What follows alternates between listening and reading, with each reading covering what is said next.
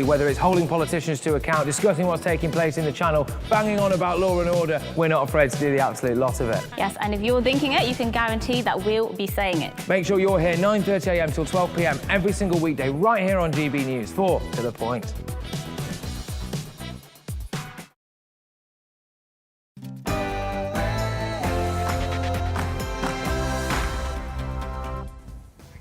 Good evening, everybody. This is Tonight Live with me, Patrick Christys. Don't worry, there hasn't been a coup. I'm just filling in for Mark Dolan tonight to give him the evening off, to do what he does best, which is scare the living heck out of the local children.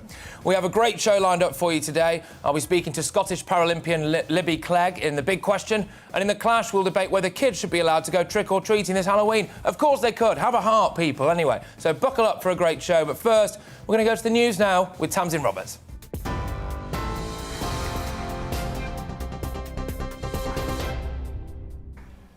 Hello, I'm Tamsin Roberts and these are your headlines. Well, a developing story to bring you this hour. 2 trains have crashed near Salisbury this evening with reports of passengers being injured. Network Rail say the incident happened when a train was derailed after hitting an object, then colliding with the second train. Emergency services have declared this a major incident. Well, we'll bring you more on this story as we get it. The Prime Minister says there are no compelling excuses to delay introducing measures to control climate change. Boris Johnson told a press conference at the G20 the countries most responsible for current emissions aren't doing their fair share of the work. He also said that promises made at the Paris Climate Agreement aren't being upheld. But hundreds of summit speeches, press conferences like this, later, those words and promises are starting to sound, frankly, hollow. The science is clear that we need to act now to halve emissions by 2030 and keep 1.5 degrees within reach. There are no compelling excuses for our procrastination. Boris Johnson also spoke about the fishing row with France, saying he's puzzled by a letter from the French Prime Minister suggesting the UK should be punished for leaving the EU. Earlier at the G20 summit, he'd asked President Macron to de-escalate growing tensions. France has threatened to bar UK vessels from some ports and tighten customs checks on British lorries if the issue isn't resolved by Tuesday. Conservative MP Owen Paterson says he blames the Common Standards Committee for contributing to his wife's death. In his first live interview since he was accused of breaching lobbying rules, he told GB News the report is a complete denial of natural justice. The former Cabinet Minister faces a 30-day Parliament suspension following an investigation into his lobbying for 2 companies who'd paid him as a consultant. He rejects the findings. This report has totally failed. It has not interviewed me properly. I produced 17 witnesses who've all corroborated my version of events. Anyone can recognise that if someone is not interviewed, not even met for 17 months after an inquiry is launched, during which time their wife takes their own life because, not entirely, we'll never know entirely why, but the pressures and the manner in which this inquiry was conducted definitely drove Rose to despair because she could see no end solution. Wardens are patrolling a beach in Norfolk to protect a colony of grey seal pups. The first of the season, they were born at Horsey Beach, where volunteers are roping off special viewing areas. The birthing season runs until late January, with up to 2,500 pups expected to be born. Well, you're up to date for now. Now it's back to Tonight Live with Patrick Christys.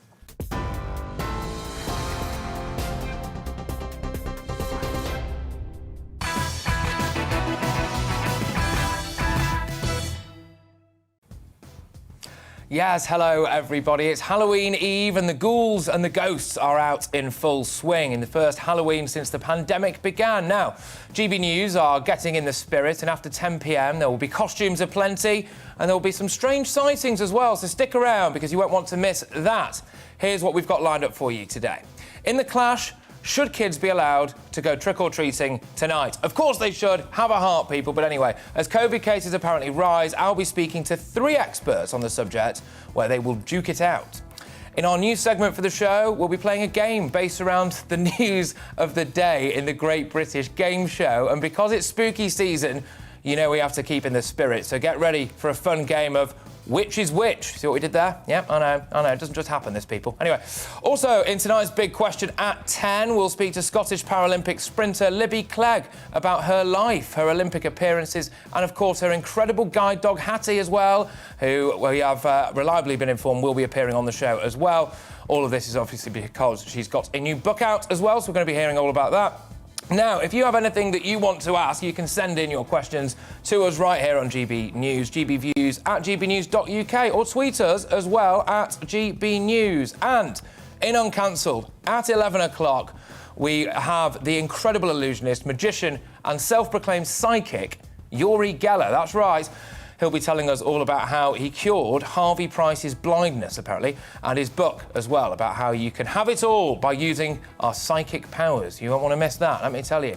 And we want to see your best Halloween costumes, ladies and gentlemen. Yes, come on, get in the spirit. Decorations and celebrations to get them onto the national airwaves. We want to see it all, so send us your pictures or videos to gbviews at gbnews.uk and we'll get them onto your screens, that's right. Plus, with me throughout the show and reacting to tonight's headlines is my absolute superstar panel, presenter and commentator Ingrid Tarrant, journalist and broadcaster Mike Perry, and former British Olympian and gold medalist Tessa Sanderson. Lots to come in the next 3 hours. We're bang up for it here on Tonight Live, ladies and gentlemen. With me, Patrick Christys. Let's get cracking.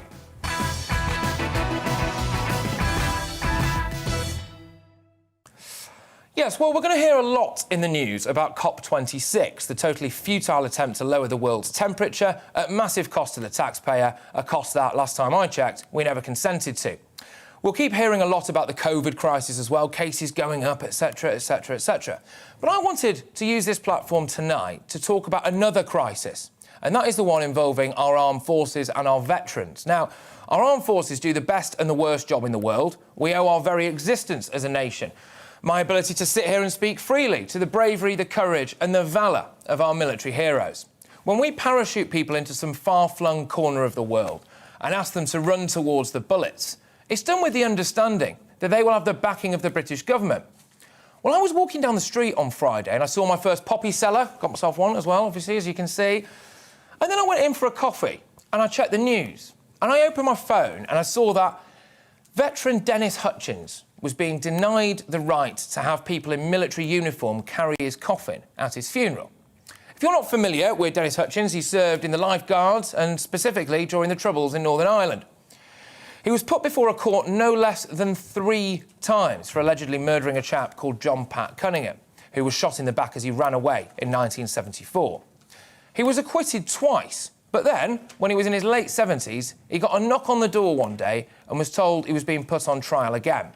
He then spent 6.5 years trying to clear his name, by which point he was being kept alive by a dialysis machine, told he could have a heart attack at any moment.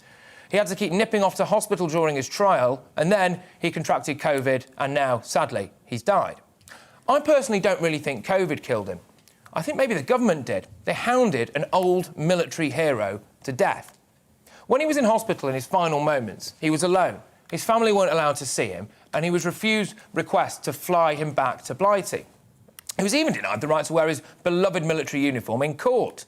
So we stripped him of his dignity, we stripped him of his identity, but really, this whole process, I think, has shown that our country has stripped itself of its decency. And now, the final indignity. Dennis Hutchins' family requested that soldiers in uniform carry his coffin at his funeral. That request was turned down. They said it was only for serving military personnel. Well, neither was, well, I'll tell you what, who else wasn't actually a serving military individual was Jimmy Savile. He was the most prolific sex offender this country has ever seen. He had 7 Royal Marines carry his coffin at his funeral. Just compare the way we treat our veterans with the way we treat the IRA as well. They've signed legal agreements with our government that if they're on the run and wanted for terror offences, then they won't be prosecuted. So we offer more protection to the IRA than we do to our own troops. And it doesn't end there. We have roughly 7,000 homeless military veterans in this country. This is despite the fact that there's a form called the Military Covenant that's supposed to grant them priority housing and mental health care when they retire. But this literally just doesn't happen. In fact, if you're a homeless veteran, you probably have more chance of being given a roof over your head if you got in a dinghy in Calais and landed on a beach in Kent. We have enough hotel rooms, paid for by the taxpayer, to house illegal immigrants. but not people who fought for this nation. Now, if we had a referendum on this, I suspect the British public would rather spend their hard-earned tax money on housing a veteran than housing an illegal migrant. So we're not treating our veterans well in life or in death. I want to call now for this government to do the right thing, and you can all write in to Boris Johnson, you can urge him to do the decent thing. Give Dennis Hutchins a full military funeral.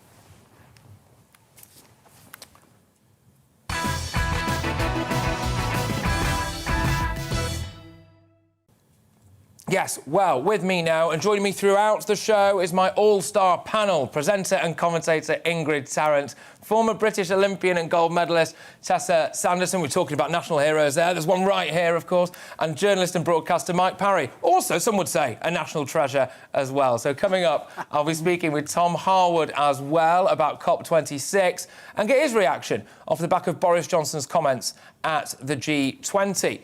Should kids be allowed to go trick-or-treating as well this Halloween, with COVID cases apparently rising? A former NHS consultant, an infectious disease expert, I bet he's never been busier, and an independent statistician, which is a very difficult thing to say, will duke it out in the clash next. So stay tuned, and we'll see you after the break.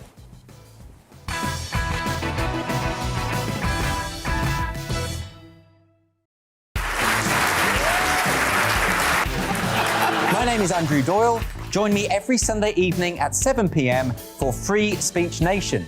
This is a show where we address current affairs and news stories of the week with the help of two wonderful comedian panellists. I brought in comics because I want to give it a lighter edge, and also they work for less. See you there.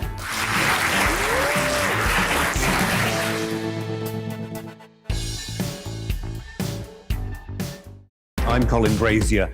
I've reported from more than 70 countries around the world, covered wars from Afghanistan to Iraq, from Lebanon to the Balkans. I'm trying to bring that experience, that feel for events, to the studio. And something else, I'm ready to give an opinion. Today's stories with a spark. Brazier from 8 p.m. weekdays on GB News. Join us for the Political Correction. We're here every Sunday to correct politics and put you, the people, back in charge. We talk about all areas of the United Kingdom, including Northern Ireland. Our debate goes way beyond the Westminster Village. It's about the real country. It's about your opinion. So please, we want you to tell us what you think. This is the Political Correction. Every Sunday morning from 10 a.m. here on GB News.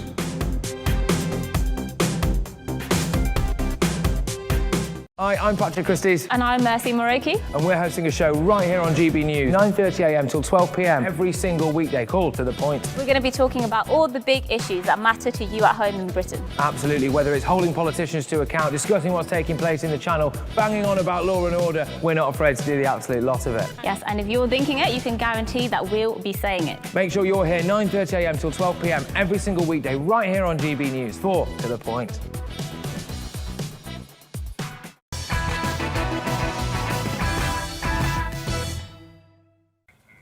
Yes, good evening, everybody. And I'm back with my panel. Let's chat about the veterans. Of course, I made some comments earlier, didn't I, really, about whether or not we should be giving Dennis Hutchins, the now deceased, obviously, military veteran, a full military funeral. It's been denied that. I'm going to throw over now initially to my panel, and where better to start with presenter and commentator Ingrid Tarrant. Ingrid, what are your views on this and maybe how we treat our veterans in general? You summed it up so perfectly at the beginning. I didn't realise quite how hypocritical the situation is. And absolutely, he should have the full military honour and a huge, big, fat, huge pardon to the parents, the family. It's absolutely a disgrace. I'm shocked. Tessa, what's your views on this? Because I think, obviously, we do have to be a bit careful. Dennis was acquitted twice of this particular thing. He was then up for the hat-trick of acquittals, but he'll never know now, will he? What are your views on how we've treated him and maybe how we've treated him? I agree too. I think he should have a full military funeral because, you know, I mean, these people, the vets, they serve their country. Without a lot of them, we wouldn't be here. So the thing is, you know, I think, why not? pull the whole stops out for them. You know, they deserve it, their family, the whole lot. And, you know, they gave their life for us. Yeah. So the thing is, yes, my views is that I'm strongly for it. You should have the full military honours, the whole thing, everything that was necessary. If you made a will and wrote all this down, you should have all that down as well. So I think it's really sad that it's not happening. Well, we're in agreement so far, aren't we? Now, Mike, you know, you and I sit before a camera or behind a microphone or do whatever. I mean, with respect, we're not dropped out of a plane in Afghanistan and told to go and run towards the bullets. You would have thought that if you are asked to do that, you might be well treated when you retire. Absolutely. During the course of my career, I spent 12 months in Belfast during the hunger strikes, OK? Right. It was one of the worst periods of trouble in a very, very troubled province over 30 years. Now, both sides did horrible things to each other. I'm talking about the Republicans and the Protestants and the Catholics fighting each other. But there were one group of people there who never committed any atrocities. They were there to save everybody else, and that was the British Army, OK?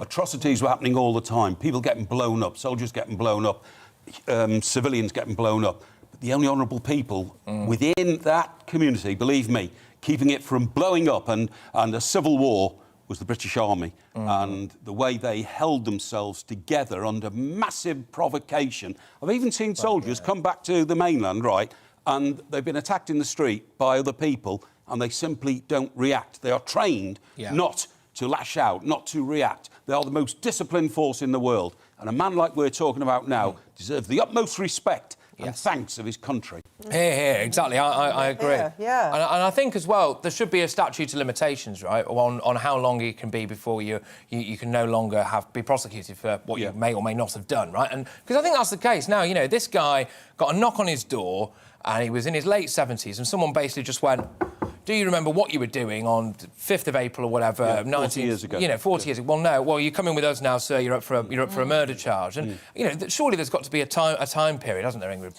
Yeah, I don't know. Or do you not? No, because maybe there doesn't. It's, you know, Well, if you've killed somebody, you've killed somebody. But he protested his innocence, and this is what he did. He forced himself to get to the court all the time, risking his life. I mean, he put himself... And you're right. I mean, that would have been the process that killed him as well. It was probably all a contributory factor and everything. He protested his innocence, and it was... From that point of view, absolutely, he's got to... You know, I think if somebody has blatantly murdered somebody and it's not a grey area at all, no, I think, you know, there is no time limit on that. You're a murderer, full stop. This is a very, very different situation. Yeah, and how heartbreaking it must be, though, for his family and everything like that. Do you know what I mean? Absolutely. Knowing that he's gone through all of that, put his life forward, done all of this for the country, and, you know, just one simple thing like that. You know, but look how he defended himself. He defended himself so eloquently and beautifully. How can they not look at this man and believe him? I totally agree. Wouldn't you think we'd have heard more from the politicians of the day? John Major really triggered the Good Friday Agreement. It was then carried over the line by Tony Blair. Don't you think they should come out, considering they were responsible for the Good Friday Agreement, which released hundreds of men convicted of murder, where there was absolutely no question about their culpability and their guilt, OK? So I think we should balance that up against those who've got a deal on Good Friday, and soldiers like the one we're talking now, a noble man like him, not getting a very good... No, exactly. One of Tony Blair and Alistair Campbell's greatest hits, this, isn't it? You know, yet again, back again, unflushable, some would say. Yes. And we're seeing the consequences of it still today, whereas someone responsible for the Hyde Park bombing, for example, was allowed to walk out of court. Absolutely. Yes, absolutely. And as a free man, live within our society. And his record was wiped clean, completely wiped clean, you know, because he wasn't apparently wearing a military uniform, even though those people told us they were a military presence. You know, they tried to tell us that for decades. Yeah, I think, you know, as long as it remains relatively unappealing to go into our military, right? So if your accommodation might not be great as well. We saw stories recently of people in the military homes with the roofs caving in and damp and all this stuff. I mean, that's terrible. You're not massively well paid, you know. Let's be honest. You don't go into it for the money, I suppose. And then when you come out of it, you might not get looked after, and then you might get a knock on your door one day saying you're accused of doing this. And I just wonder if we need to do a bit more, Tessa, to make the military more appealing to people, because we might need them soon, you never know. Thing is, with war, there's going to be killing, isn't there? So there's always going to be that sort of like little grey area. And when you said sort of like how long do you do it? I mean, look at all the Germans and all the you know, all the war crimes that came up, and they were in their 80s and 90s, weren't they, as well? But they were so clearly, you know, murderers. Mass murderers. Yeah, mass murderers. Yeah. But how much more can you do? I mean, you've lived through so many years of all of that. You've given your lifetime. What more can you do? You've worn the shirt, you've worn the vest or the uniform or stuff. You put them there for your country. You've done all this. You've made everybody so proud. You've saved lives. Yeah, dignity and pride. I really don't know how It much was more lily you can livered, do. politicians again, because successive defence secretaries and successive home secretaries said, don't worry, I'm going to sort this, OK? We're not letting this go on any longer. These men will be vindicated for the courage they showed defending their country. And none of them ever did anything about it for fear of starting another problem in Ulster, you know? And let's face it, you know, Ulster now is quiet. Everybody wanted to be quieter. But to not be able to be noble to those who were defending us, that were defending the freedom of our country, to be sold down the river like that is a disgrace. I agree. Also, look at Afghanistan from a slightly different standpoint. Where were they? Where were the government? Where were they helping them to come out? I mean, that is it's absolutely atrocious as well. We're not happy, are we? No, and we're all definitely not happy of this. Great, that's right. This is how we want to start. This is how we want to start the show. Nice bit of energy at the top there. Look, from my perspective, it's one thing like I've got now, you know, popping a poppy on once a year or having a minute's silence or this, that, and the other. But every single day, our veterans exist and our serving members of our armed forces exist, and we need to make sure we do right by them, you know, basically every single day, not just once a year. But anyway, thanks to my panel for sharing their views with me. Cracking start to the show. So it's obviously Halloween Eve and everyone is out and about celebrating the festival for the first time since the pandemic began. Trick-or-treating was banned last year due to restrictions on household mixing, and Boris Johnson gave the whole country a scare on the day itself with a press conference announcing a new lockdown. Now, this year is different, though, with no restrictions really in place, but some people are raising concerns over the growing number of cases in the past month. And it raises the question, should we really cancel trick-or-treating? Children have suffered disproportionately throughout this crisis, and maybe it's time for a little light-hearted fun. But that's just my take. So, to debate this now, I'm joined by three experts on this very subject. And, of course, let us know what you think as well, GBViews at gbnews.uk. With me now is former NHS consultant and clinical psychologist and heart member Gary Sidley. Thank you very much, Gary. Infectious disease expert as well, Dr Bharat Pankania, and independent statistician and political commentator Jamie Jenkins. Hello all, fantastic stuff. So, look, where should we start with this? Dr Bharat, I'm going to just get your views. We'll do a quick whiz-through across where you're all at on this particular issue. Should we ban trick-or-treating? Dr Bharat, I'll start with you.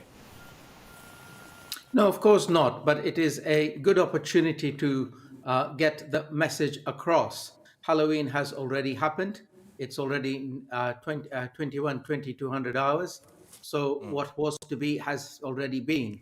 My take on it would have been, go careful, go easy, and this is the really important bit, a missed opportunity, which is if you are congregating in large groups and you are not immunized, then here is your free license to put on as exotic a mask as you can think of making and wearing, and at least protect yourselves with a fancy, scary, message-giving mask. Yeah. What I want to say finally is, look, we have to live lives normally. What we have to do is mitigate the risks as well as we can. One of them is to be fully immunized. The other one is have a smaller circle of humans that you interact with, and test yourself frequently and make sure you're not infecting other people. OK, Dr Bharat, thank you. Gary, I'm going to go to you now. Should we have cancelled trick-or-treating? Definitely not, no. Hey, it's good because you're a psychologist and heart member. It seems like you have got a heart as well, so carry on, Gary. Yeah, our children have suffered hugely over the last 20 months or so from the restrictions. You know, they've been locked down, they've had the schools closed, they've been separated from their friends in bubbles, they've had their junior sports curtailed, the after-school activities have been curtailed, and as a result of that, you know, the mental health consequences have been quite severe. You know, only end of last year, 2020, a Prince's Trust survey found that 1 in 4 young people said they couldn't cope with life. this is pretty significant stuff. And the mental health consequences, we've had increases in deliberate self-harm, we've had increases in tics, we've had increases in low mood and anxiety. Eating disorders have gone through the roof. They deserve some fun, do our children. And I think the risk from trick-or-treating tonight is pretty negligible. The risk to children is vanishingly small as a result of COVID. The risk of them passing it on is not as great as adult-to-adult transmission. And out in the open air, I think the risk is negligible. They're probably more likely to get knocked down by a car tonight than actually suffer any serious harm from COVID. Or if the weather's like this house here in Lancashire, they're more likely to succumb to exposure, I think, rather than COVID itself. Never in a million years, surely. Well, independent statistician and political commentator Jamie Jenkins, I'm going to allow you to enter the fray now. Should we have banned trick-or-treating? No, of course not, Patrick. I think one of the biggest risks, from trick-or-treating I succumbed to last year was my children going out trick-or-treating, getting those kind of chewy sweets, and I couldn't get a dental appointment after snapping one of my teeth, and I've kind of got a big hole in my mouth at the moment. So I think that's probably one of the biggest risks. We know, cases of COVID have been coming down over the last couple of last 7 days or so, and that's in particular because we're testing fewer children in schools, and we know that majority of children have caught COVID now. I think we talk about ventilation, and I don't know what it's like across most of the parts of the country, but where I am in South Wales at the moment, it's absolutely blowing a gale. So I think if COVID can survive kind of with all the ventilation with regards to all of that, I think I'm a coach as well for the local football team, and the huge impact that COVID has had with banning them from kind of sports and stuff. I think got to get out there, got to enjoy it, and crack on. Yeah, Dr. Brutz, we've already heard there that children are not particularly badly affected by the coronavirus, as far as we can see so far. So, do you think really that in itself now is one of the major reasons why we can't keep having lockdown restrictions? We shouldn't have any more additional restrictions whatsoever, because actually kids aren't really at risk from this, are they? I don't agree with you when kids are not at risk, because we have hospital admissions for children and we have deaths in children too. And I disagree with our psychologist panelist on the panel today that children do not infect others. In fact, children are drivers of infections. And if you look at any heat map, it will tell you quite clearly infections. Sorry. That's all right. Well, Infections start in schools and then pass on to the older age groups. Going forward, what we have to do, we are doing. Immunize the children, immunize them against SARS-CoV-2 as well as influenza. We've got our eyes off the influenza issue. This is extremely important. And you do your mitigations, which is you test and you make sure. This is the advice I give to schools. You teach, you do your normal teaching. And in return, the parents don't send in an infectious student to you. And that is our agreement between the two. And that is the way forward that I have been dealing with in the schools that I advise. OK, well, Gary, I'm going to throw over to you. Is this the answer? Inoculate all the children, and then we can and then we can all roam free. No, there's very little justification for vaccinating young kids. I think it's a disgrace that they're being pushed and blackmailed in some cases into doing it. And just to correct what the doc said, I didn't say that children never transmit the disease. I just said that child to adults was less significant than adult to adult transmission. But I think the big point for me is we've got to move away from this mono focus on just one pathogen, this obsessive focus to the exclusion of everything else. I don't know, we've just been on COVID for the last 20 months. Just on SARS-CoV-2 is the only thing that matters in town. 1,700 people die every year from every day, I beg your pardon, in the UK. A small proportion of those at the moment are COVID, and yet the idea about we've got to do everything and shut down our lives and that of our children's purely to try and reduce some kind of transmission of SARS-CoV-2 seems really self-destructive and unhelpful. Our society has become increasingly risk-averse over the last 20 years, and that's accelerated in the last 20 months or so. Any life that's worth living has an element of risk in it. I I remember a lady on television in the midst of the lockdown last year in a care home when she was asked about her thoughts. And she came out with the great phrase, "I want to live until I die." Yeah. And I think that captures the essence of it, really. So let's get away from this mono focus on COVID. Let's take into consideration all the damage that's been done by the restrictions, the increase in cardiac problems, cancer problems, stroke problems, the fact that 100 people are dying each day in excess of what we'd expect at this time of the year in their own homes, and a large majority of them will not be COVID related. So we've really got to take our blinkers off and take a wider perspective, I believe. OK, all right, Jamie, I'm going to throw over to you now. Obviously, as a political commentator, I want to get your take on what we're at, really, because I think, often politicians play things down the road, don't they? And they go, hey, I won't have to deal with this particular crisis. I'll just make a decision now and someone else will clean up this mess. I wonder if we are playing a very long game with this one. And what we've seen is the damage that this has caused to children, mental health-wise, just psychologically, really. That's going to actually massively affect this country going forward, I would have thought. I just wanted to get your views on that. No, I think so, Patrick. We've had a huge problem over the last 18 months, and we've seen parts of the country as well where children's mental health services have been overwhelmed and they haven't been able to get the support that they need. As a coach, and it was devastating to see some of the children who couldn't come forward over the last 18 months to do some sport because it was banned outdoors and things. We've got to look after the children and just looking at it more broadly, Patrick, as well. We've got a huge missing diagnosis over the last 18 months with regards to NHS waiting lists are probably going to continue to increase over the next year or two, and it's going to be difficult to tackle all of that. So I think the important thing is as we go forward is that we've got the booster vaccine going out, which is important. We're starting to see cases in over 80s coming down with regards to all of this. The majority of younger children have either had the infection now. So we've seen over the last week cases among children coming down. That's probably going to be a half-term effect because of less testing. But a huge amount of children have been infected by this virus now over the last year and a half. I don't think vaccinating them is the answer with regards to all of that. So I think, Patrick, we've got to look forward. We can't just focus on COVID. It's a national health service. It's not just the national COVID service. The big thing for me is that we're still seeing across the country, in particular in Wales, the number of people who are catching COVID in hospital and dying from that is still a big problem in the country. Well, so that's it. we've got to focus on these things. Yeah, and in fact, I opened up the show with a monologue there about Dennis Hutchins, who suddenly passed away. I mean, he, in all likelihood, probably did contract COVID in hospital as well, to be perfectly honest with you. Dr. Barat, I know we were talking tonight about whether or not trick-or-treating should have been banned, but, bonfire night's coming up. Would you extinguish all of those? I'm not going to say you extinguish anything.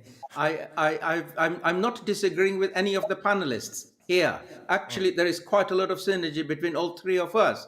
What we have to do is be measured, do what we can, and prevention is much better than after the infection has occurred. Therefore, vaccines, I have to say, are one great big armamentum in prevention and protection. We already do the seasonal influenza vaccines for exactly the same reasons as SARS-CoV-2 vaccines have also been promoted. Prevention does work. It does do its job. We've got to do that. Apart from that, nobody is saying, I haven't said we need to have shutdowns, we need to have restrictions. We do what we can, and simple measures are well worth doing. Okay. And one more thing, when the National Health Service is overwhelmed, etc., it is not a reflection of this is the fault of COVID only. It is the fault of successive governments over the last 20 years who have not invested in the health service of the United Kingdom, which is a G7 country. It is a failure of politicians of all colours. Well, I can't help. I just want to interject there. I can't help but feel like if there's a chance that the NHS. Okay, all right, Dr. Pratt. I can't help but feel like if there's a chance that the NHS is going to be overwhelmed, as indeed it seems to be almost every single year, I would imagine that GPs going on strike is probably the very last thing that we would want. Also, we've spent about 43% of our national expenditure on health and social care. I do wonder whether or not that's about the actual limit, to be perfectly honest with you, and really, frankly, whether or not the NHS, people in that NHS, should start spending that money a bit better. Gary, your thoughts? Yeah, I think we have to concentrate on trying to expand our health service and increase the number of beds.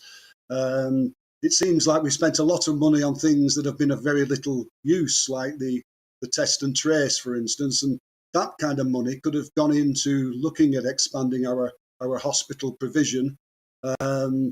I don't know what the docs here say, but I'm old enough to remember the old infection hospitals, the ones that were in isolation themselves. You know, the little hospitals on the top of the hill, often that just were dedicated to infectious diseases. I don't know whether there's mileage in thinking about a return to some of those, particularly in the light of the high level of infections that are actually contracted in hospitals themselves, which seems like, again, another major issue that needs to be addressed. So yes, I think I'll be in agreement with the panellists that we do need to expand our hospital provision and be creative and ingenious in the way we do that, and not waste our money on things that are not going to be beneficial. And I'm afraid, because I'm getting shouted at quite a lot in my ear now. But I just want to squeeze Jamie in very quickly. Jamie, please don't get me in more trouble than I already am in. Do you think that Boris Johnson owes our kids an apology? No, I think so, and it's not just Boris Johnson. You've got Nicola Sturgeon as well, Mark Drake, but across the country, children haven't had a great pandemic. Who has had a good pandemic? Apart from all of those consultants who are getting all this money through the NHS test and trace system. So I think, apology wouldn't go amiss, and that's the way forward, I think, Patrick. Well, look, thank you very much, all of you, for not going trick-or-treating and indeed making the time for us right here on Tonight Live. That was former NHS consultant, clinical psychologist and heart member Gary Sidley, infectious disease expert Dr Bharat Pankania, and independent statistician, still find it very tricky to say, and political commentator Jamie Jenkins. Thank you all for coming on tonight. Take care. Now, after the break, I'll be speaking to the one and only Tom Harwood. That's right, about Prime Minister's comments on COP26 as we turn our focus towards the Eco Summit, which will begin today. And there's still time for you to make your voice heard as well in tonight's Big Question with Scottish Paralympic sprinter Libby Clegg. That's at 10 p.m, so get your questions coming in and send us your questions via email to gbviews@gbnews.uk. You can we also are putting out a little bit of a plea. We'd quite like to see your spooky Halloween costumes and let us know what you're getting up to this evening, so you can adjust that email again, gbviews@gbnews.uk, or tweet us using the handle @gbnews. Facebook your question by searching for GB News.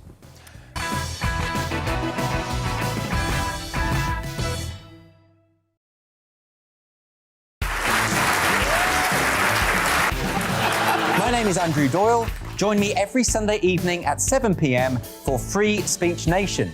This is a show where we address current affairs and news stories of the week with the help of two wonderful comedian panellists. I brought in comics because I want to give it a lighter edge, and also they work for less. See you there.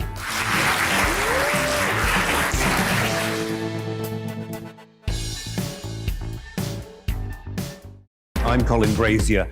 I've reported from more than 70 countries around the world, covered wars from Afghanistan to Iraq, from Lebanon to the Balkans. I'm trying to bring that experience, that feel for events, to the studio. And something else, I'm ready to give an opinion. Today's stories with a spark. Brazier from 8 p.m. weekdays on GB News. Join us for the political correction. We're here every Sunday to correct politics and put you, the people, back in charge. We talk about all areas of the United Kingdom, including Northern Ireland. Our debate goes way beyond the Westminster Village. It's about the real country. It's about your opinion. So please, we want you to tell us what you think. This is the political correction. Every Sunday morning from 10 a.m. here on GB News.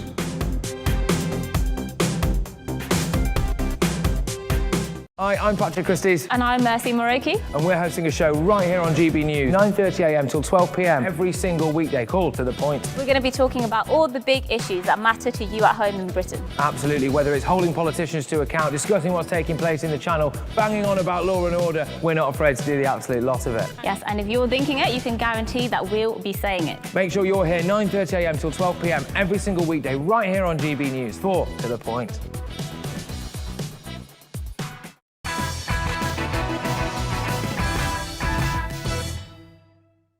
Yes, welcome back to the Madhouse. That's right. It's Tonight Live with me, Patrick Christys, here on GB News. And I'm back with my wonderful panel because just in that little break there, it kicked off. Ladies and gentlemen, I wanted to have this discussion. I want to have this discussion with you now. We were just in a story there about whether or not kids should go trick-or-treating. Some people are saying that, hey, they absolutely should have been banned from this. COVID infection rates are spiralling, yada, yada, yada. But then we thought, hang on a minute, maybe there's another side to this. And Tessa, you had some pretty strong views on the matter. Should kids have been banned? With all due respect, with the doctors saying, this is the kids' time. You can't take this away from them. Over the last 2 years, they've hardly had birthdays to go and see their friends, Christmas time, all these sort of things they've not been able to do.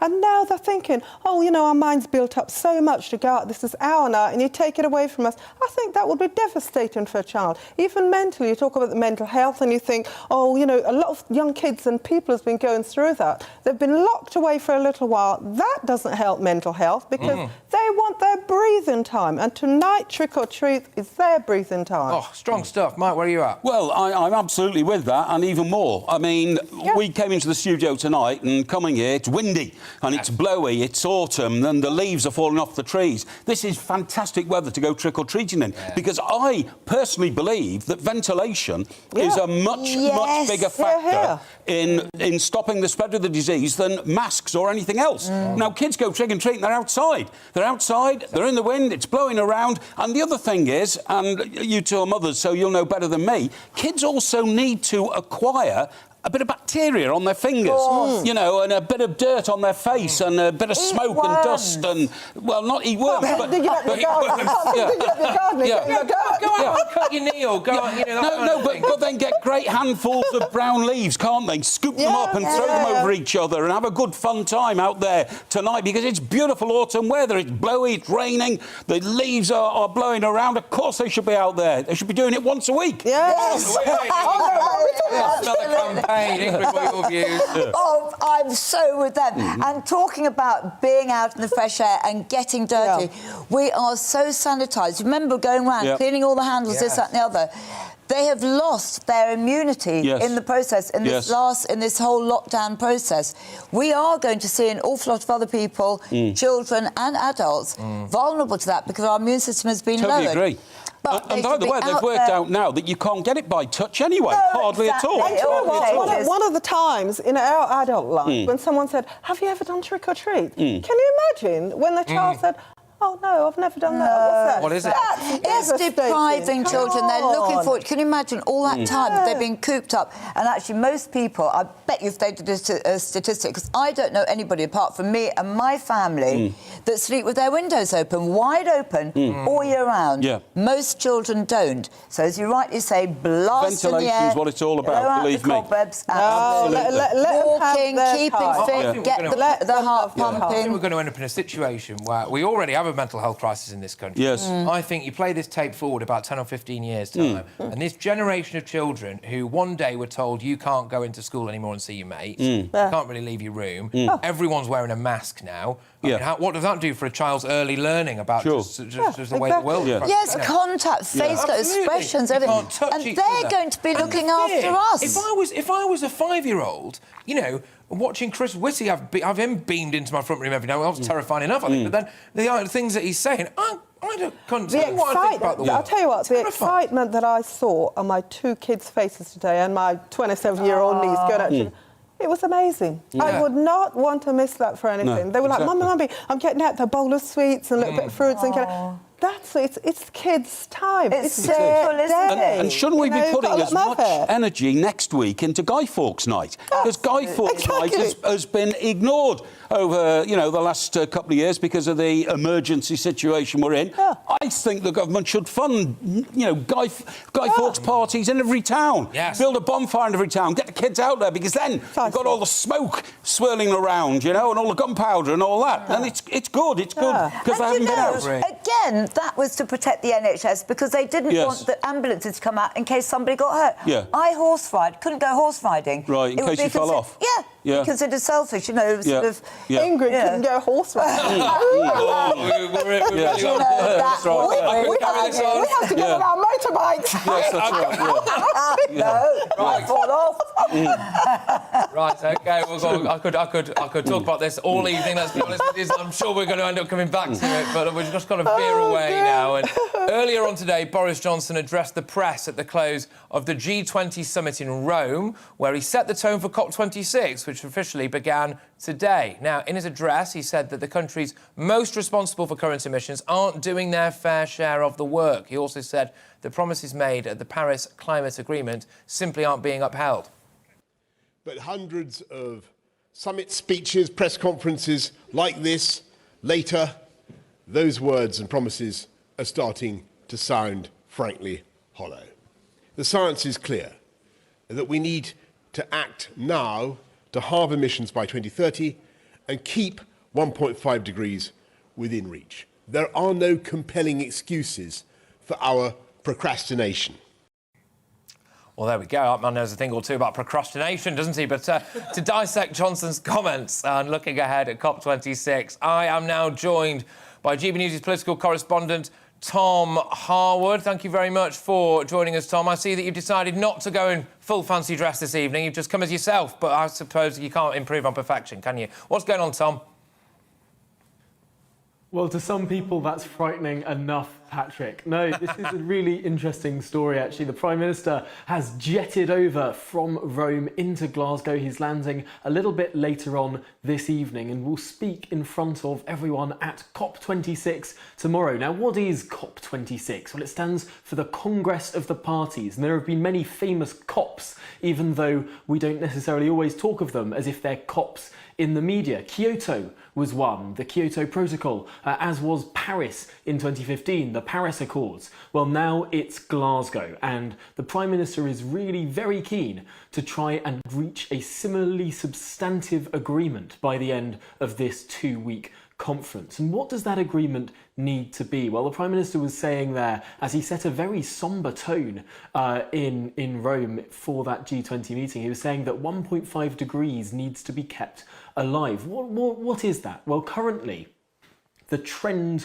of warming of the Earth leads us closer to around double that, almost 3 degrees of warming, and that means some pretty shocking sea rises that would be expensive to deal with. The aim of this COP is to try and get some substantive agreement, some meat on the bone of that Paris Agreement in order to keep warming down and mitigate those worst effects of climate change. And there's a slogan, a catchy slogan of this conference that Allegra Stratton, the Prime Minister's COP spokeswoman, has come up with, and that's action on coal, cars, cash and trees to keep warming below 1.5 degrees. It's a nursery rhyme that I'm sure every school child will be singing in the not too distant future. I'm not convinced of how wonderful the slogan is itself, but it does explain to some way what these agreements and discussions will be going on in Glasgow over the next 2 weeks.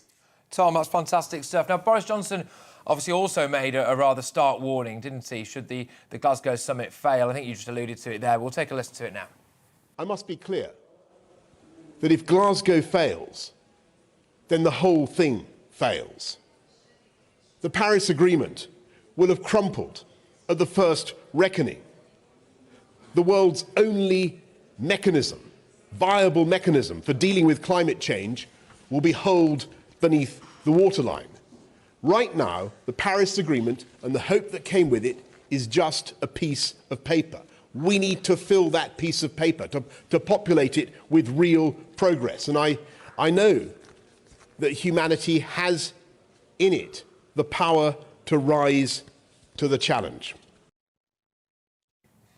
Yes, I suppose some people wouldn't just say it was a piece of paper, would they? But thank you very much, Tom, for joining me and giving me an update on COP26. You're going to be taking it for how long for us? Are you going to be in sunny Scotland?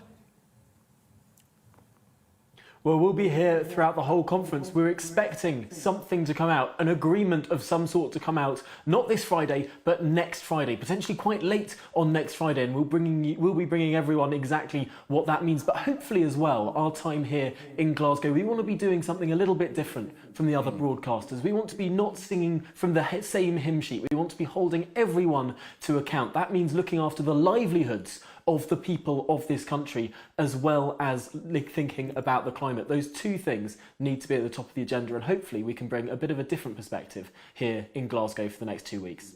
Good stuff, Tom. Look forward to it, and I'm sure everyone else is as well. Tom Harwood there. It's initially just talking there about COP26 as it gets rocking and rolling. Well, to react off the back of that, and joining me again, they've never left actually, it's my all-star panel presenter and commentator Ingrid Tarrant, former British Olympian and gold medalist Tessa Sanderson, and journalist and broadcaster Mike Parry. Right, where to start? Mike, I mean, I find it absolutely bonkers that in order to have a conference about how we save lives, they've done things like close roads and stop people getting to hospital because they want the dignitaries to all look good. Do you know what my first reaction to all this is? Why are all these people in Rome all getting into hundreds of private planes, exactly the same people, and then flying to Glasgow to talk about something they could have talked about in Rome? I just don't get it. Or over Zoom. Or over Zoom. I mean, how much carbon emission are they burning with all the... why are they doing it? I don't know. That's my first point. My second point is, the person who's been greeted mostly in Glasgow with, like, rock-star adulation is Greta Thunberg. Oh, my God. And listen, I've seen her on the telly this morning. I admire the young lady. She's very eloquent. She puts her opinion and her position over very well. I just don't believe it. Because it's all very well Boris standing there and saying, let me tell you what happens if we fail. 3 degrees. This is all based on models. This is not based on fact and truth that we know is happening. It's based on prospective models. I keep saying to people, answer me this. Why were the Romans able to grow vineyards in Northumberland in 100 AD? And then, hang on. Tell us. Because it was warmer.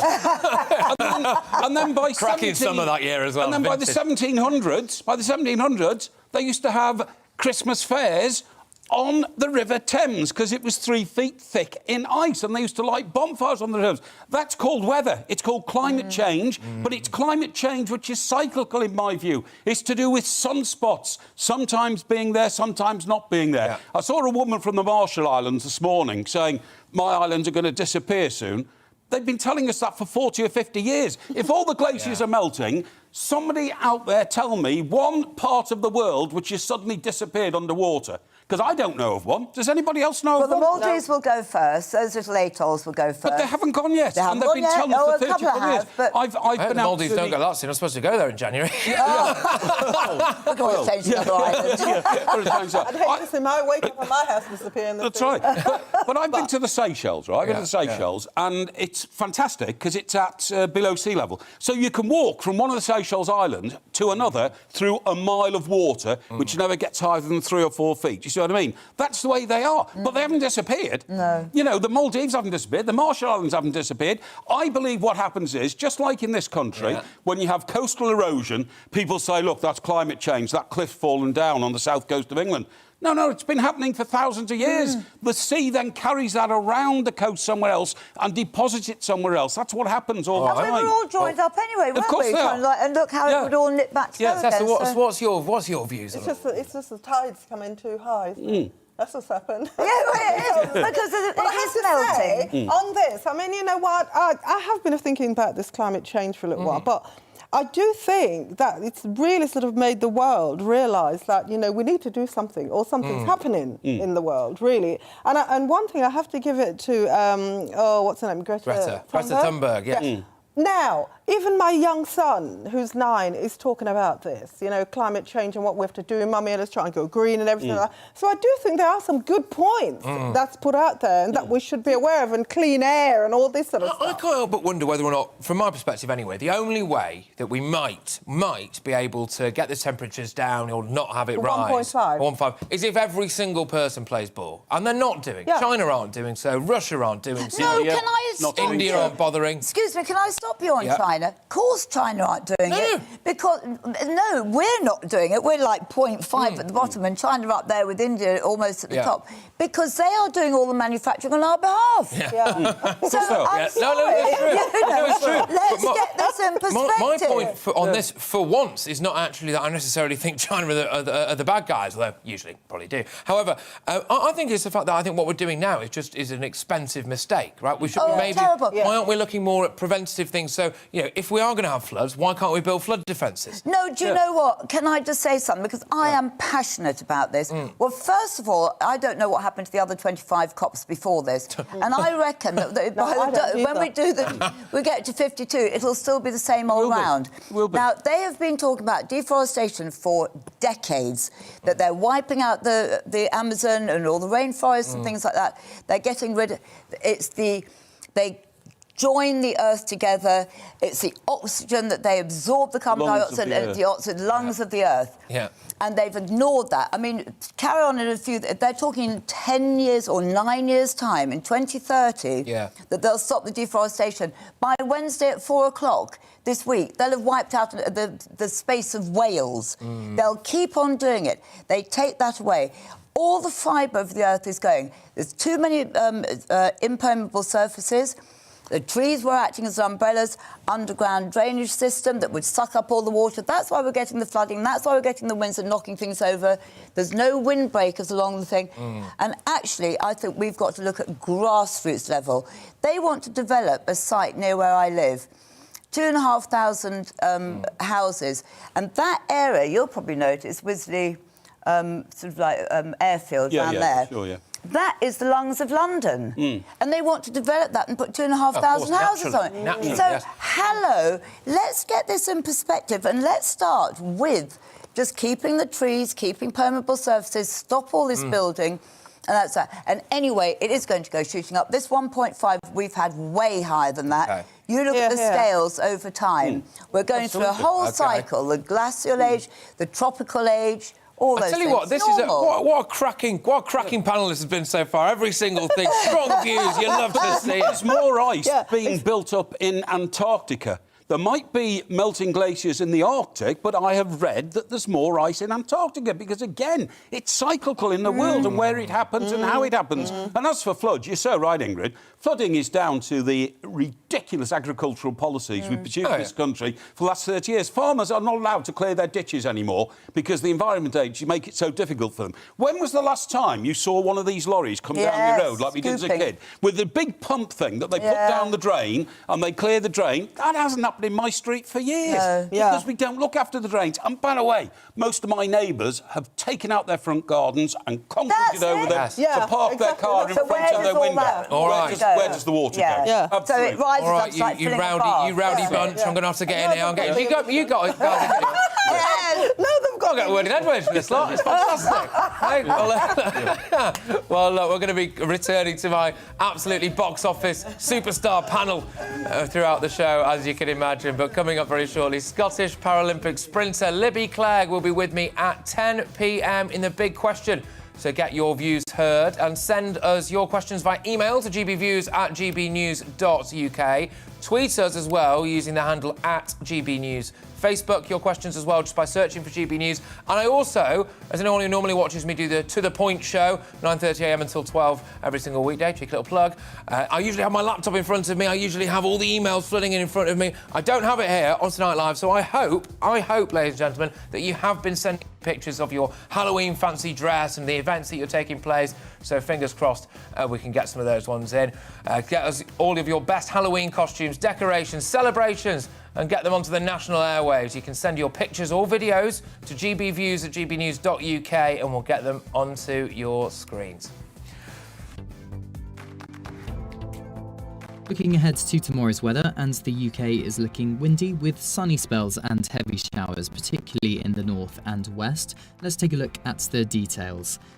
In the southwest, it will be breezy but bright. Showers will move in from the north coast through the morning and could turn heavy for some. Southeastern England will also see a bright start, and it's here that the best of the driest weather will be throughout the morning. In South Wales, it'll be windy along the coast. Showers will continue to move in from the west coast and the Bristol Channel. Further north, it will be very windy along the west coast and showers will be longer lasting and heavy and unpleasant. Therefore, some disruption to travel are expected on Monday morning for some. Now moving to the northeast, it's a similar story to the start of the week. Blustery and heavy showers for many, but some sunshine at times too, but it will feel cold in the breeze. In southern Scotland, it will be a wet start for many in the region and very windy for those in western coastal regions throughout the morning. Cold here as well. Northern Ireland will see more in the way of brighter weather first thing, but as with elsewhere, there will be frequent and heavy showers at times, very windy along the coast as well. So across the UK, it's a mixed picture on Monday morning. There are warnings in force in northern areas too. And that's how the weather is shaping up during tomorrow morning.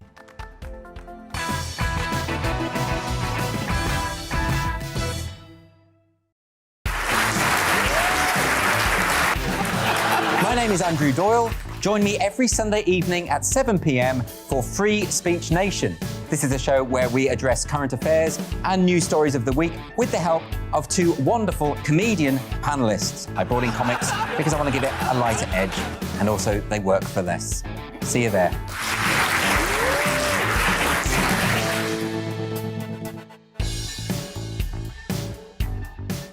I'm Colin Brazier. I've reported from more than 70 countries around the world, covered wars from Afghanistan to Iraq, from Lebanon to the Balkans. I'm trying to bring that experience, that feel for events, to the studio.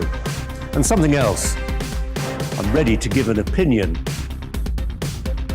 Today's stories with a spark. Brazier from 8 p.m. weekdays on GB News. Join us for the political correction. We're here every Sunday to correct politics and put you, the people, back in charge. We talk about all areas of the United Kingdom, including Northern Ireland. Our debate goes way beyond the Westminster Village. It's about the real country. It's about your opinion. So please, we want you to tell us what you think. This is the political correction. Every Sunday morning from 10 a.m. here on GB News.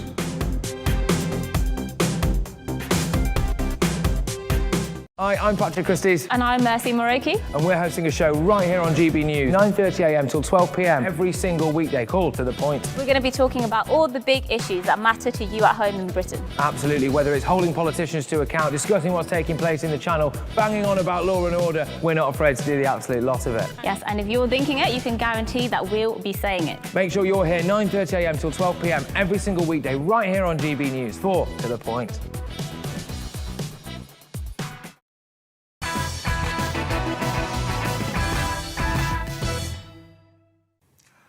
Good evening, everybody. This is Tonight Live with me, Patrick Christys, filling in for Mark Dolan as he does his best to scare the living heck out of the local children. Now, in a moment, it's time for the big question with Scottish Paralympian and national hero, national treasure, Libby Clegg. So there's still time to get your views heard. But first, it's the news with Tamsin Roberts.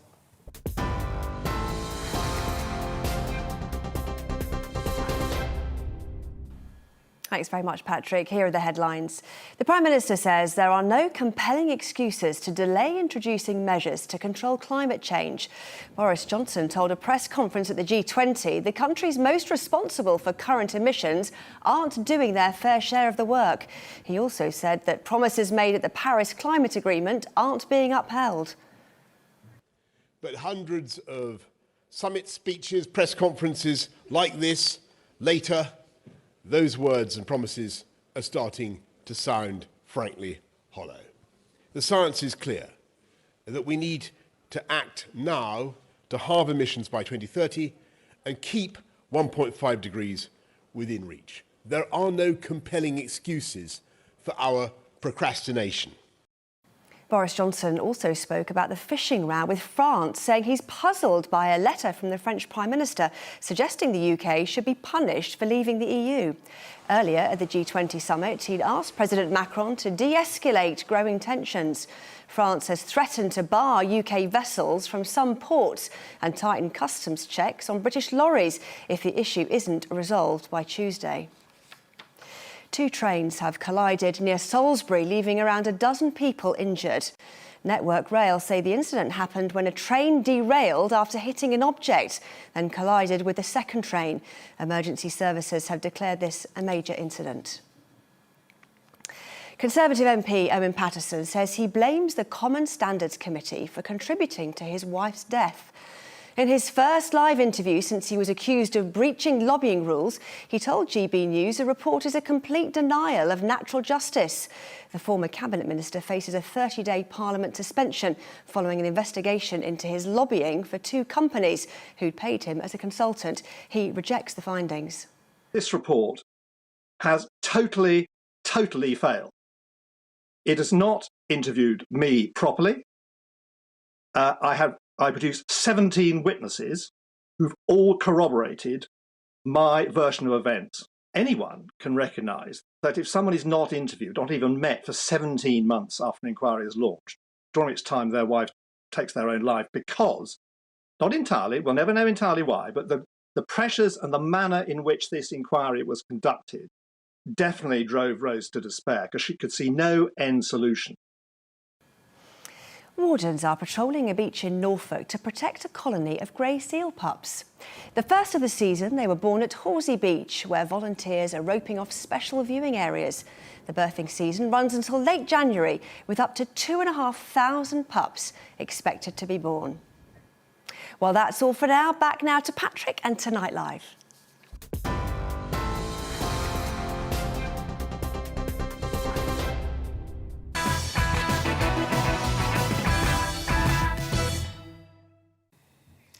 Evening, everybody. Happy Halloween as well. Now it's time for the big question, where I get the opportunity to talk to some of the biggest names in the world of sport, entertainment, journalism, literature and politics. And on tonight, we have one of the UK's most popular, recognisable and respected Paralympic athletes, Libby Clegg.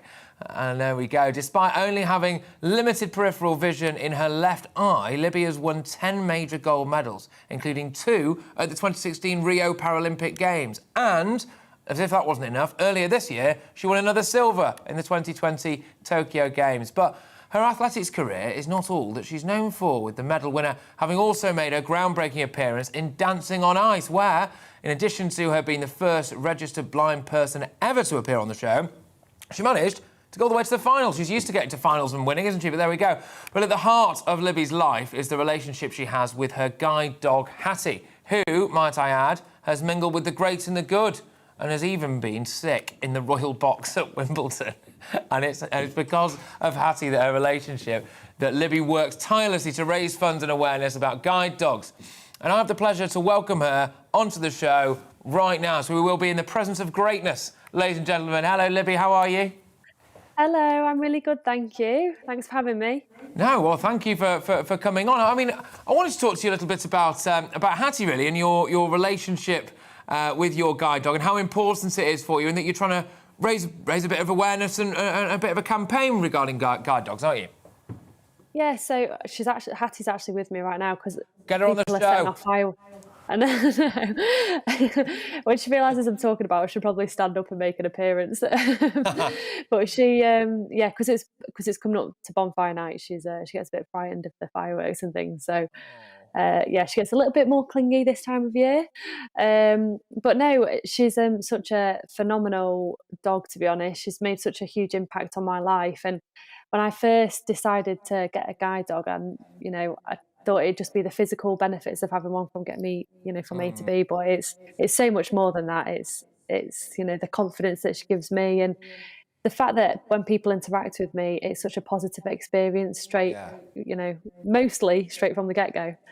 Well, absolutely, 100%. Just slightly off topic, but I mean, you raise the importance and the meaning really of your guide dog, and I think it's worth me just saying quickly. I know it is a little bit off topic, but I think when people steal dogs, right, they're not just stealing an item or a possession; they're stealing a member of the family, right? And I think they should be charged as such. But anyway, we'll get back to the real issue here now.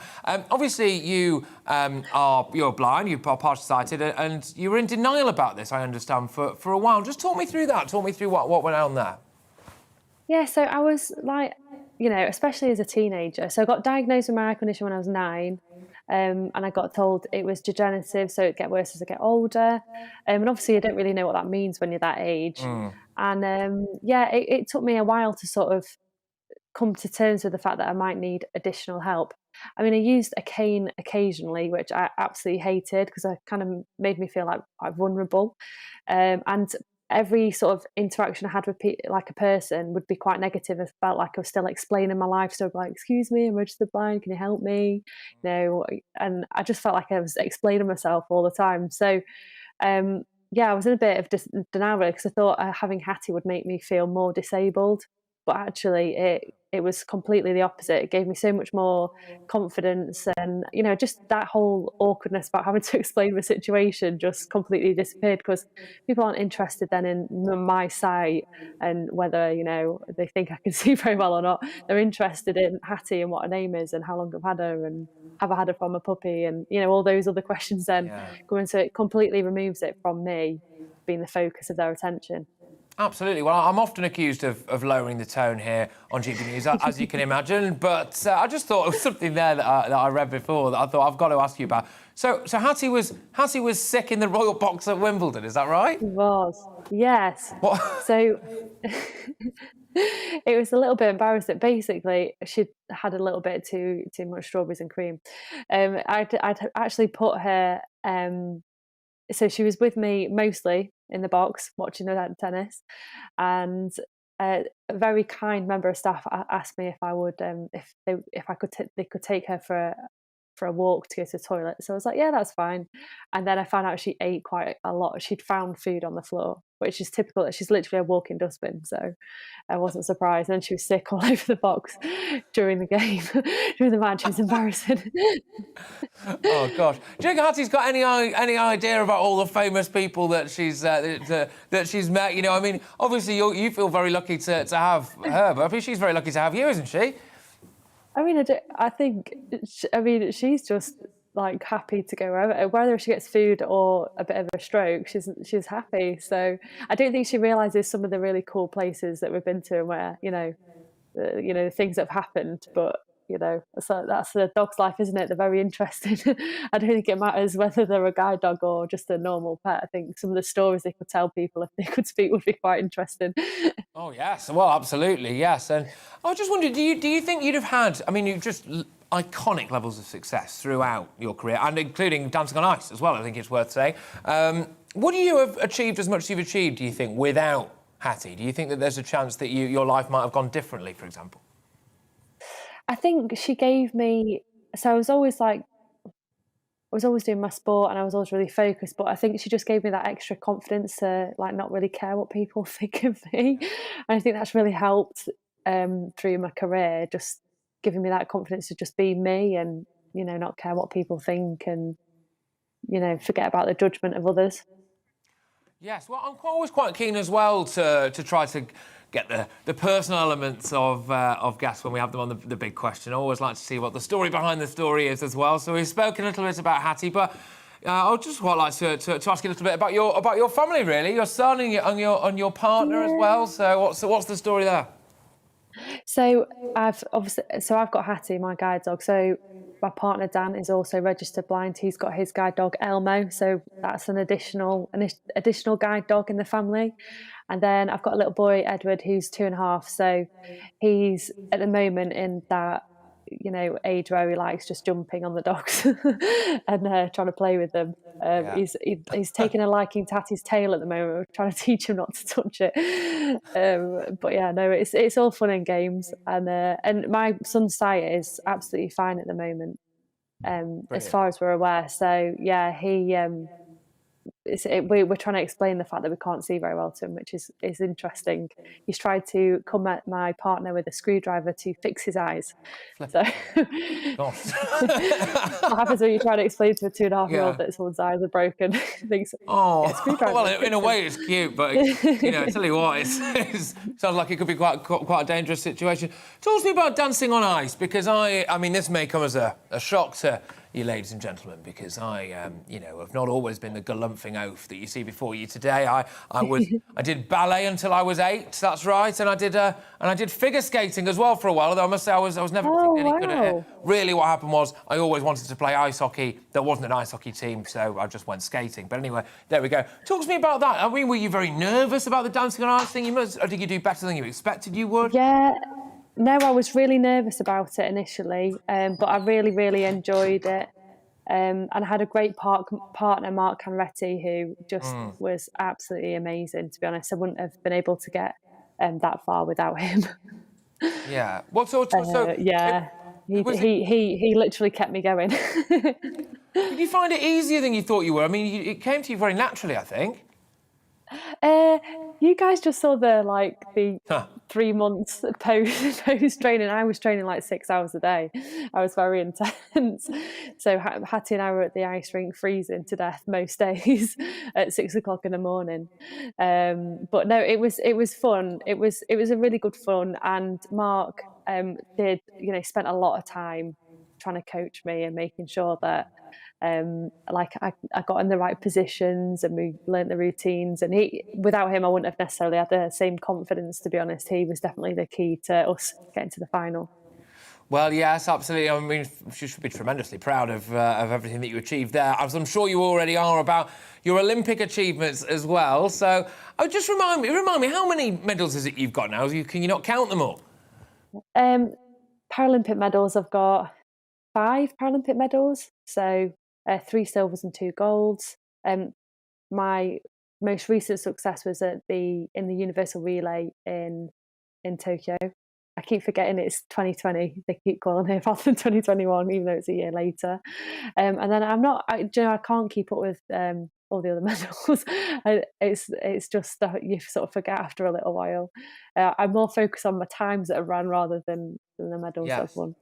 Have you got a standout moment from your Paralympic career? Is there a particular thing that you was like, that was the best day of my career?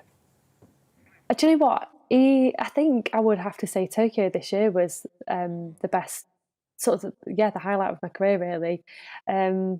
Because I got to win a medal with a team of people. And it was the first universal relay that had ever been done at a Paralympics.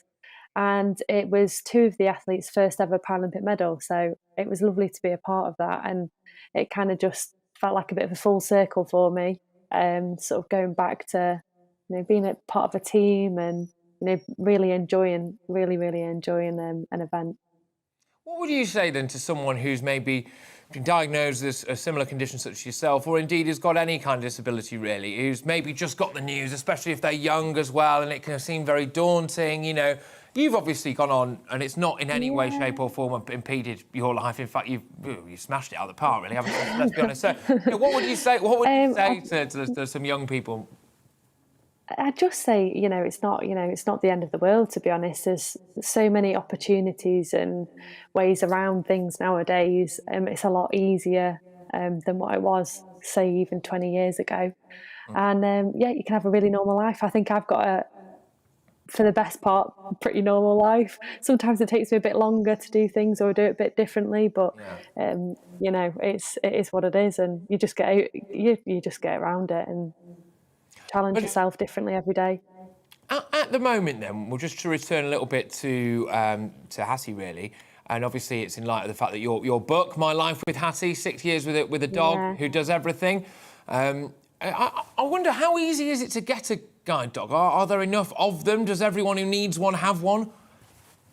So because of lockdown, actually, the breeding programme got sort of postponed for a little while just because of COVID. So there is a bit of a shortage of dogs at the moment, because some of the dogs that were ready to go out couldn't be partnered, and then they stopped the breeding programme because obviously lockdown. So there's a bit of a shortage at the moment. But it's really straightforward. I got in touch with my local guide dog centre, which was Leamington Spa for me. They've also got a breeding centre there. And basically, they sent a mobility officer out to see me just to check I could navigate properly myself. And if you can't, so I can use a cane, because obviously if your dog's poorly, you do need to use a cane to go out.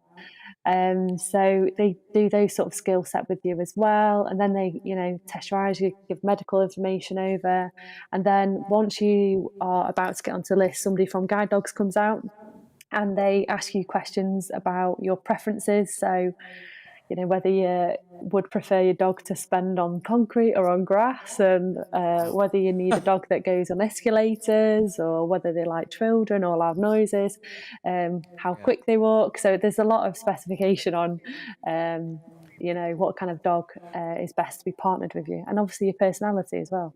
Yes, absolutely. Well, look, I'm going to put to you now, if that's all right, some viewer questions. So the wonderfully named Nolberto on Twitter has asked, would the Paralympics be better served merging with the Olympics as one big 4-week extravaganza rather than having its own fortnight? What do you think about that? Do you know, I think sometimes it's great to have para events mixed into, able-bodied comps, but I feel like it'd be too much for the Olympics and Paralympics to merge. I think it's such a huge event. I think everybody would get a bit sick of it. So I think it's good to have a bit of a break in between. And I think we'd end up losing events. Being on the Paralympic side, I think we'd end up losing some. So I'd prefer to keep it separate. Okay. But it has been mentioned more than once. Yes, absolutely. Well, look, Finley has also been in touch on GB Views. How much of an impact do you think having people with physical disabilities / impairments on TV shows like Strictly Come Dancing and Dancing on Ice has?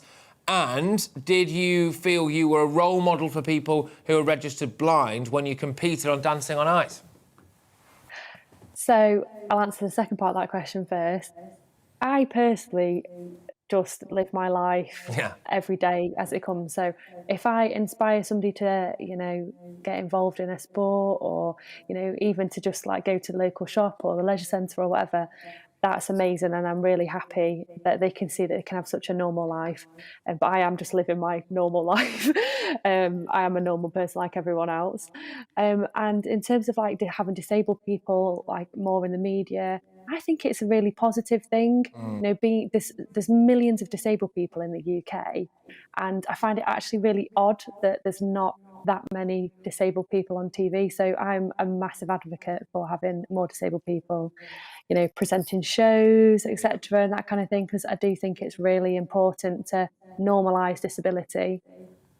Yeah, I think you make a series of very, very good points. Now, your book, My Life with Hattie, 6 years with a dog who does everything. You can see it there on your screens. It's no doubt going to be absolutely fascinating. It'll be flying off the shelves. But I was just hoping if there's any chance whatsoever that we can have a little look at Hattie, if she's right there with you, or should we not disturb her? Hattie?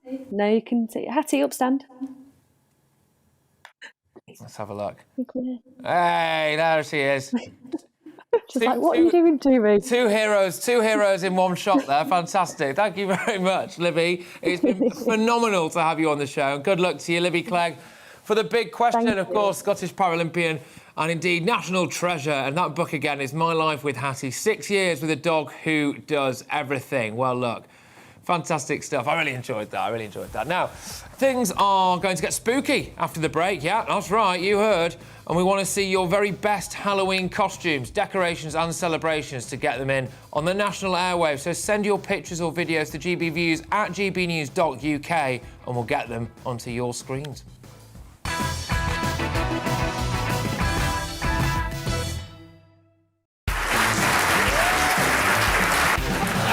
My name is Andrew Doyle. Join me every Sunday evening at 7 p.m. for Free Speech Nation.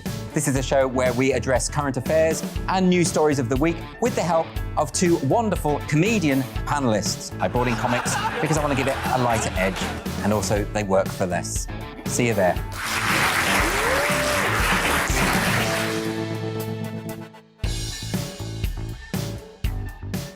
I'm Colin Brazier.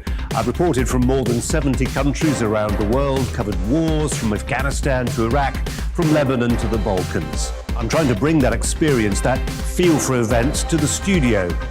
And something else. I'm ready to give an opinion.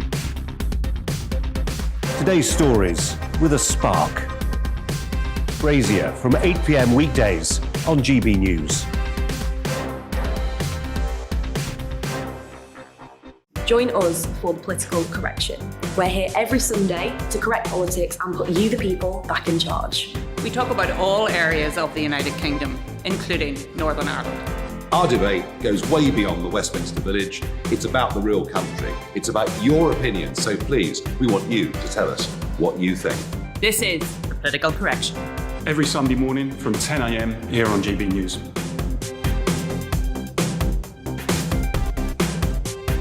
Hi, I'm Patrick Christys. And I'm Mercy Moroki. And we're hosting a show right here on GB News, 9:30am till 12pm, every single weekday, called To The Point. We're going to be talking about all the big issues that matter to you at home in Britain. Absolutely, whether it's holding politicians to account, discussing what's taking place in the Channel, banging on about law and order, we're not afraid to do the absolute lot of it. Yes, and if you're thinking it, you can guarantee that we'll be saying it. Make sure you're here 9:30am till 12pm, every single weekday, right here on GB News for To The Point.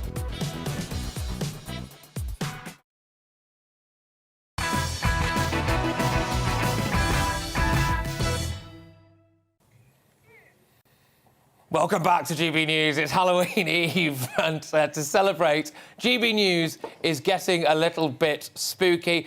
Obviously, I've just put some blood on my face, but it means I've now got some on my hands, so I can do my Tony Blair impression. But anyway, so welcome to our special edition of GB Booze. That's right. And joining me for the rest of the show, oh, hello, it's got very spooky in here, is my ghastly panel. Presenter and commentator Ingrid Tarrant, former British Olympian and gold medalist Tessa Sanderson, and journalist and broadcaster Mike Parry. I tell you what, look at the effort that you guys have gone to here. Fantastic stuff. We love it. I think you've gone to enough. I'm going to give you some more things. Oh, go on. Go on. Here we go. I'm going to give you... Sorry, it's very difficult. Oh, OK, all right. OK. Here we go. Stick it on. Hang on. It might be the wrong way around, but who cares? Oh, fantastic. I mean... You know, go into broadcasting, they said. That's it. You know, it'll be great. You'll never humiliate yourself on national television in front of anyone. I want a hand, yes. Yes. OK, all right. I can't believe this is happening either, and I'm sure you can't. No, you really are awake. This isn't just a bad dream. But we've been asking... Oh, you've got more for me as well, have you? Well, you could be a vicar. We could just sling this over for fun. I actually can't get this on. The blood on my hand is meaning I can't actually get this glove on, so there we go. Right. Do you want this? Yeah, go on then. Right, why not? I think we've started, so we might as well finish at this point, ladies and gents. Oh, and I've got some blood. Right, OK, that's enough now, Ingrid. Thank you very much. I can't do it. Right. We've been asking for your pictures of your kids. That's right, ladies and gentlemen, in their trick-or-treating get-up and their clobber. So if you want to send us a photo, email gbviews@gbnews.uk. And Tracy's been in touch, I believe. My two sons went Halloweening. Hey, there you go, you love to see it. Halloweening, and did last year too. Oh, OK, you little rule breakers. Well, anyway, this is Richie from Birmingham, apparently. Oh, no, is it? Richie from Birmingham? Oh, that's sinister, isn't it? That's sinister. Well done, Richie, you're looking good. This is Max from Bangor in Northern Ireland. Oh, that's absolutely terrifying. Ooh, look at that. Oh. I tell you what, there's no wonder people are scared of clowns, are they, if they look like that? Also, what a cracking haul that is. Is that literally a bucket full of trick-or-treating? I think it's fantastic. Can we have a wine? Fantastic. Well, Hamish has also been in touch. He says, hi, Patrick. Oh, that's almost like mine. There you go, my wee witch granddaughter. Girlfriend. 3 going on 13. Very well done, and I hope that she's been out and about trick-or-treating. Those eyes! Look at that. Jenny and Paul say, hi, Patrick, we overdid the Halloween decorations this year. Yes. Oh, fantastic. There's always one house on the street like that, isn't there? Oh, I love it all. Look at this. Woo, look at that. Oh, yeah. That's nice. I like the fact that the dog's guarding as well. Yes. And this is, of course, Pippa, their dog, the border collie, who you can see. Look at that. Look at that. Oh, fantastic. Well, thank you very much, everyone. Keep them coming in. I'm sure we'll have time to go to... Yes, I still look like this. I'm sure we'll have time to go to more of them throughout the course of the show. gbviews@gbnews.uk. Get those sent in for your GB Booze. Anyway, here's our first ghastly story of the night. A woman accused of being a witch and condemned to death more than 300 years ago is to be formally pardoned, thanks to a group of high school students. Elizabeth Johnson Jr. was convicted of, covenanting with the devil. Goodness me. Gosh. In 1693, during the Salem witch trials in the United States. At the age of 22, Elizabeth was one of dozens sentenced to death during the trials. but she was spared, apparently. So fast forward to the present day, and students at North Andover Middle School in Massachusetts wrote a letter to lawyers, created a presentation and thoroughly researched what it would take to clear Miss Johnson's name. And this is according to the Mail Online, so you know it's good. Formal legislation has now been introduced to do just that. But is there any point in pardoning someone who's already dead? What's this going to achieve? Well, I mean, I suppose it's very on brand to do a story as mental as that, well, because this is happening. So, Mike, should we pardon this witch? Well, first of all, let's put the scariest mask of Halloween on, shall I? Hey! My name's Wayne Rudy, you know what I mean, like? I can't quite get this story because, A, she was sentenced to death at 22. She was pardoned and lived till she was 74. 77, thank you. So I don't know what she was doing for those 55 years in between. Was she locked up or... it doesn't quite say. But I can't really see the point now of anybody getting excited about pardoning her. It's not going to... Is it going to release her soul or something like that? Or, you know, because it's Halloween, do you think, you know, that now the woman will, you know, cleanse her, I don't know, the shame or something like that? I think it's crazy because it's not going to bring her back, is it? No. It's definitely not going to bring her back. But she had a very long life. In those days, to live till 77 was incredibly I think you're all old. missing the point. It's the principle. It's the principle. She's still dead. I know, but she'll have relatives. Yeah. She didn't ever have children, but there'll be nieces and nephews and stuff like that. No, I don't think it's never too late. Yeah, but as Groucho Marx said, I've got my principles. If you don't like them, I'll find some more. So, you know, whether or not it's a principle that should be carried out 300 years later or not, I don't know. Oh, no, I do. I absolutely do. I think it's righting the wrong, and there's no time like the present. I think, what a brilliant project for those kids, though. Like, if modern times now and somebody's been convicted of something which they had done, you know, and got pardoned, then I'd think, OK, well, you know what? Rightly done. Justice is done. But I think, come on, she's been dead for 300 years? Yeah. Still not the point? Yeah. Yeah. I think it's to do, isn't it, with isn't it the very essence of the Salem witch hunt, which they're trying to sort of expunge from history, you know what I mean? Yeah. Because some of these women were simply accused of being witches because they had a black cat. That's where the black cat thing first came from. They were all settlers, obviously, Salem, Massachusetts, you know, very religious, and anybody who stepped out of line was seen to be a witch, and they had the ducking stool and everything else. Yeah. So I think they're trying to expunge the whole horror, aren't they, of the Salem witch hunt, which went on in those days. But I think the point is, in those days as well, you know, if you had a cough, and someone came up with something and sort of gave it you and it healed that cough, they'd call you whatever. They'd call you a witch. You know, look, I'm Queen Witch. You are. Yeah. You are indeed. Yeah. Oh, look at it. And do you know how so many women in those days were accused of witchcraft? Because in those fields in Massachusetts, they used to grow poppies, and the women who worked in the fields were always getting sticky stuff on their hands, which turned out to be heroin. Opium? Yeah, opium. Really? Yeah.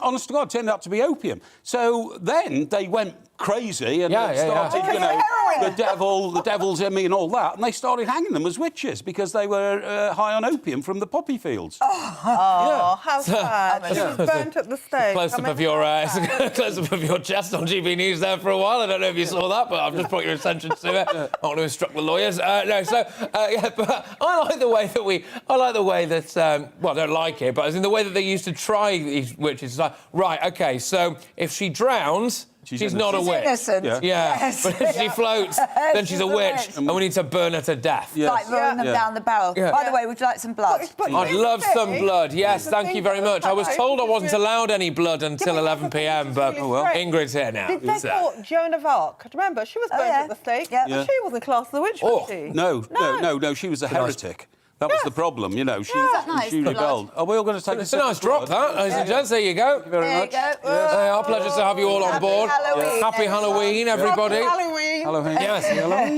Very good. No, I mean, this show's obviously descended into absolute chaos, but in a way it always was going to, wasn't it? Well, we'll never take it. Yes, OK. Do you know the cruel thing they used to do when they burnt people at the stake? If they really didn't like them, they used to pack the wood in. They used to spread the wood out over a wide area so that it lit at the edge and then burned slowly towards them. if you got a good deal from the executioner, they packed the wood around your feet and then just set fire to it, and you died of a heart attack quite quickly.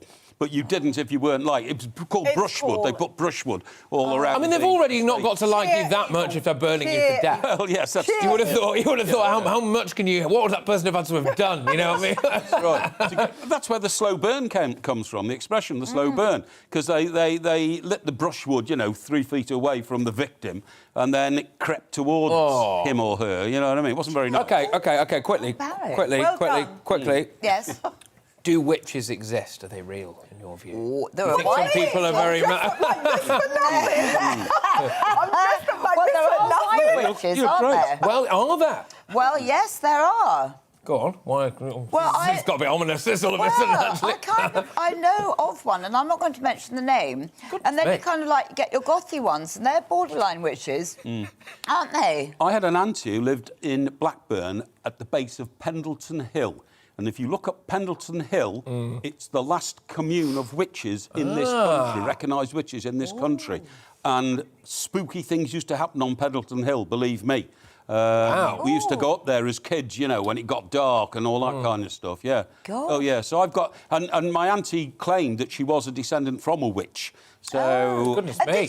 was she into potions? Was it kind of an inheritance? Yes, she was. Like, She love this. She literally had a witch's broom in her kitchen. That's normally a red flag. And she used to go And a to... black cat. Yes, that's right. And she used to go to local events and all that. But, of course, there was a great suspicion that perhaps it wasn't all put on. She did have secret powers, you know what I mean? And you didn't get on the wrong side of it. Well, you know what? I believe in the Jesus Christ, and I don't think that witches exist. Right. No, I don't think they. Sorry, no. Well, what do you think about ghosts, right? Well, look, we're just doing it now, people, all right? We're doing it. It's Halloween, OK? We're in for a penny and for a pound. It's highbrow weekend television. Mike Parry, do ghosts exist? No, ghosts don't exist. If ghosts existed, then we'd have some form of communication with them. Nobody's ever come back from the dead, have they? Nobody has ever returned. No, I'm sorry. There's no evidence of that whatsoever. I remember when my father died. He died when I was in my 20s, and I was working in London, had to go back home to Chester, where I came from. Poor mum was, devastated and all that. And I remember how spooky it felt in the house that night. I thought, if my father really loves me, as he did, I thought, because I was sleeping downstairs, there were so many relatives there, all the bedrooms were taken. I was sleeping in the lounge downstairs. Every creak in the night, you know what I mean? I thought, that's my dad, or is he going to come to me? Is he going to give me a message? Is he going to say, look after your mother or something like that? But nothing like that has happened in I know, 50 but that's years. wishful thinking. But what about the people that go to mediums and then they're in touch with people that tell them things that they absolutely, that medium would not know. And then you hear about Is there real evidence of that? I don't believe in that, because I think sometimes when they go in, that medium has a way of tricking them to tell them something that trips them into doing that. Well, I tell you what, it's very... I think so. And also, the other thing I was going to say is that if you believe in the Bible, Jesus rose again. Yes, I know that, yeah. Exactly. That's the point. Yeah. So, he was dead. Yeah, but he was a one-off. Jesus was a one-off. Not too many Jesus. I've always said that about Jesus, to be fair. What I mean is, there's a certain group of people in this world still waiting for the second coming. Yeah. They think it's going to back end. I personally, and this is a mad theory, I personally think the second coming may have happened in the form of John Lennon. I believe John Lennon's the closest thing... You see, you're smirking, but I'm absolutely... No. I believe John Lennon was the closest thing we've ever had to a Messiah to match the teachings of Jesus Christ. I sincerely believe that. Wow. Well, on that note, ladies and gentlemen, we're going to be moving on, because actually it's very on brand that we've been talking about this, because actually we've got Yuri Geller on the show a little bit later on. So coming up at... Get your spoon! Coming up at 11 p.m. Do you know how to use your psychic powers? Well, paranormalist Yuri Geller will be talking to me about all things paranormal and tell me more about his new book. So make sure you stick around for that. You won't want to miss it. And earlier today as well, Prince Charles called COP26 the last chance saloon for the world to tackle climate change. But should Prince Charles just stay out of politics? That's what we're going to be asking. My panel and I will be debating all of this and more in the Media Buzz after the break.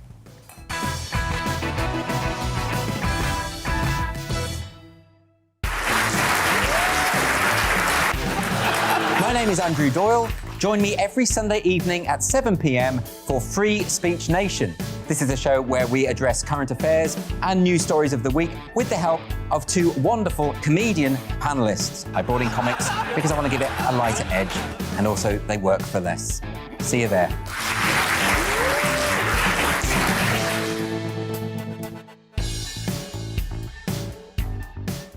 I'm Colin Brazier.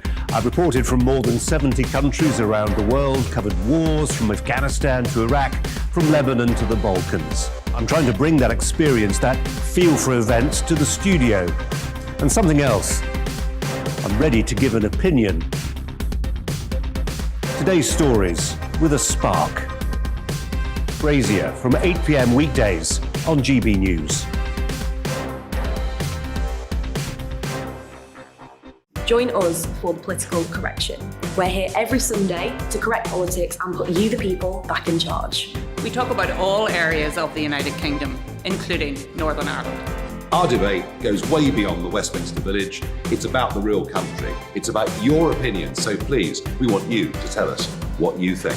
This is the political correction. Every Sunday morning from 10 a.m. here on GB News.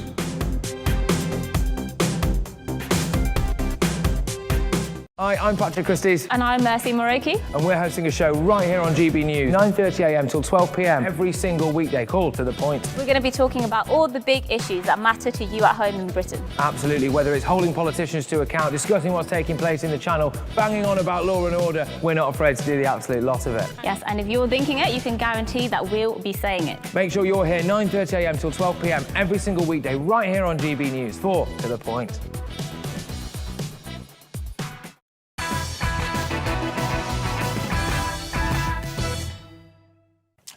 Right, ladies and gentlemen, we just realised an absolutely catastrophic mistake has been made. The blood that I've put on my face doesn't come off, and I have a television show to do at 9:30 a.m. tomorrow, so I'll probably look like this then. So I've also got a series of different interviews we've got to do throughout the show now, and I have to look like this forever. So welcome back to GB News. It's Halloween Eve, and to celebrate, GB News is getting spooky, as you can see. So welcome to our special edition of GB Booze. See what we did there? Anyway, joining me for the rest of the show is my ghastly panel, presenter and commentator Ingrid Tarrant, former British Olympian as well, Tessa Sanderson, and Mike Parry as well, of course. But it's time now, I believe, to have a look at which headlines are breaking and what will be in the news coming up, I believe, or I think maybe not, actually. Oh, being told that we're actually going to something else completely. It is indeed carnage here. The Prince of Wales will argue that a warlike footing is needed to tackle the climate crisis, goodness me. And he opens the COP26 summit in Glasgow. He's expected to call for a vast military-style campaign. Well, there we go. Well, earlier today, the heir to the throne described the COP26 summit as the last chance saloon at the G20, where he told world leaders the future of humanity and nature is at stake. Just take a look at this. I have listened closely to leaders of many countries, particularly Commonwealth nations, whose communities are some of the most climate vulnerable on this earth. It is also impossible not to hear the despairing voices of young people who see you, ladies and gentlemen, as the stewards of the planet, holding the viability of their future in your hands. Well, it's a good job they all flew there then, isn't it? Anyway, is it a step over the line for Prince Charles? Should royals just stay out of politics? So we'll be asking that. And also, if you're planning on buying a best-selling book this Christmas, well, apparently you could be left disappointed, but we're going to be coming to that very shortly. I just want to know what you guys think, my esteemed panel, my ghastly panel, you horrendous individuals. What do you think about Prince Charles staying out of politics? If you start with you. I think that we should draw a line and distinguish between the two. Yes, it's a political issue, but actually it depends which way you look at it from. I am very happy for him to be doing this, and I see it from an environmental point of view, not a political. Okay. And there is nothing wrong in him having his opinion, that just the fact that it crosses over into politics, so be it. But the thing as well is he's passionate. This is genuine, because he's been talking to plants from when he was a young man. He has been talking to plants. Well, he has. And he took all the stick and all the ridicule But he just kept on going, and he is passionate about this, so he is right to be doing this, and I look at it from an environmental point of view rather than political. OK, your views? I think that he should be involved. Okay. Because I think, I mean, you know, because I think it's something that he's passionate about. He's got grandchildren. He's got all this that is happening around him. He knows whether he's in his garden growing potatoes or something, knowing how it's more fluffy. I have no idea. But I really do think, you know, as one of the head of the monarchies, he's speaking to the country. This is his country, and he wants to make sure that, you know, the right things happening, climate change, all this. No, so I do think he has got a voice. A lot of people does listen to what he's saying, whether we like him or not. Yeah. I don't dislike Prince Charles, but I really do think that he should be still. He should say. All right, go on then, Mike. Where are you at? Well, on the international stage, I agree with Ingrid. I think he's one of the world's most famous men, and he's going to be king of this nation one of these days. So therefore, on an issue like this, yes, I'm all for it. But domestically, he must never get involved in politics in this country. This is a guy, right, who has somebody whose job is to squeeze the toothpaste onto his toothbrush, right? So he doesn't really recognise with your average person. No. It's a bloke who, when he goes away and stays in his mate's country house, he has a lorry following him with his bed in it, you know what I mean? And a new loose seat and all this kind of stuff, you know what I mean? So you can't really believe he can recognise with the ordinary man in the street, the ordinary woman in the street, or how people lead their lives. So he's got to stay out of domestic politics, but yes, a voice for good on the international stage. Yeah, but he doesn't recognise the ordinary men in the street, but he's quite passionate about this and getting it out. It is his country. Oh, yes, and he is head of that, you know. Well, he could be our heads of king. state have to be neutral. They're not allowed to show any political bias in any case. Yeah, so the fact that it's melting into one thing, but cool. Yeah, I take all that on board too. Yes. OK, all right, fair enough. I mean, I suppose it depends what you sit on the issue. Some people would say that the environmental stuff is overtly political. Other people would say, well, the end of the world affects us all and has nothing to do with politics. So it kind of depends really where you're at on all of that, doesn't it? But I do think there's a rampant hypocrisy taking place here. We touched on it a little bit earlier. They're all flying everywhere. Absolutely. And they've had to close roads and cancel people's GP appointments in Scotland, apparently, so that they can host all these dignitaries. I mean, it's supposed to be our saving. The protesters. I must say something, actually, a little bit. I do love Prince Charles. Sorry. No, it's okay. No, but I do. But one of the things a bit hypocritical. Just recently, he was saying that he was going to build 1,000 houses or something on green, not greenbelt, brownfield. So that just is not.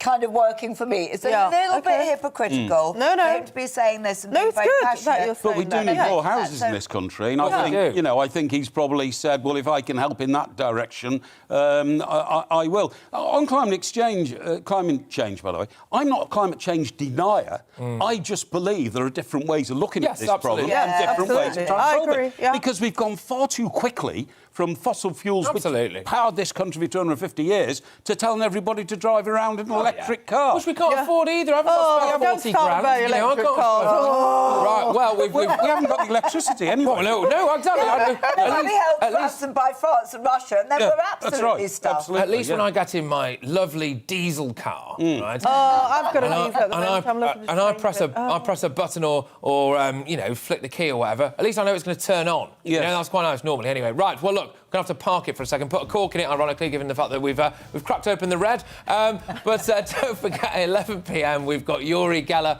on his new book about how to have it all, apparently, using your psychic powers. And he'll tell me more on how he cured Harvey Price's blindness, apparently. That's seriously something that he's saying. It was backstage at Richard and Judy, apparently. Well, lots of things happen backstage at Richard and Judy, to be fair. But this is coming up after the break.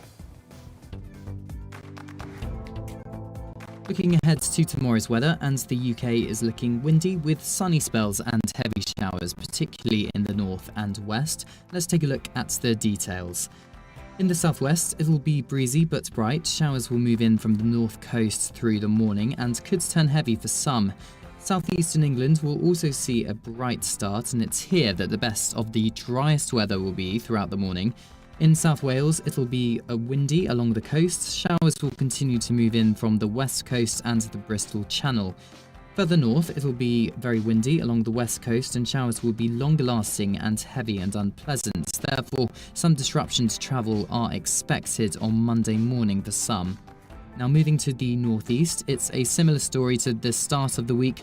Blustery and heavy showers for many, but some sunshine at times too, but it will feel cold in the breeze. In southern Scotland, it will be a wet start for many in the region and very windy for those in western coastal regions throughout the morning. Cold here as well.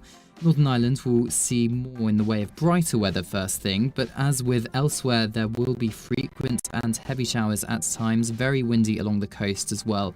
So across the UK, it's a mixed picture on Monday morning. There are warnings in force in northern areas too. And that's how the weather is shaping up during tomorrow morning.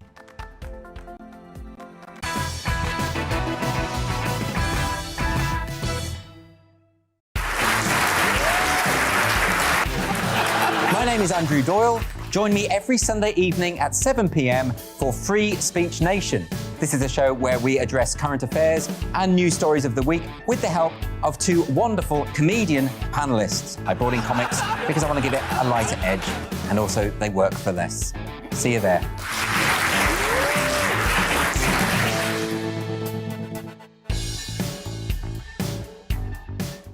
I'm Colin Brazier. I've reported from more than 70 countries around the world, covered wars from Afghanistan to Iraq, from Lebanon to the Balkans. I'm trying to bring that experience, that feel for events, to the studio. And something else. I'm ready to give an opinion. Today's stories with a spark. Brazier from 8 p.m. weekdays on GB News. Join us for the political correction. We're here every Sunday to correct politics and put you, the people, back in charge. We talk about all areas of the United Kingdom, including Northern Ireland. Our debate goes way beyond the Westminster Village. It's about the real country. It's about your opinion. So please, we want you to tell us what you think. This is the political correction. Every Sunday morning from 10 a.m. here on GB News.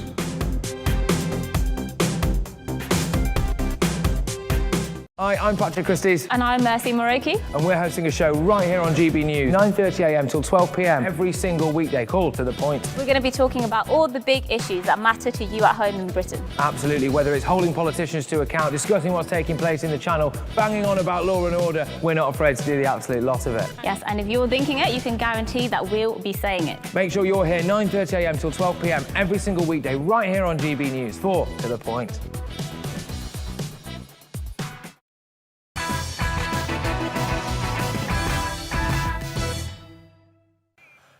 Yes, I know, this is really happening. It's 11pm, uncancelled in a moment, as well as tomorrow's front pages. Hot off the press. In fact, I've just been handed them now, so I've got a sneak preview of them all here. But first, it's time for the news with Tamsin Roberts.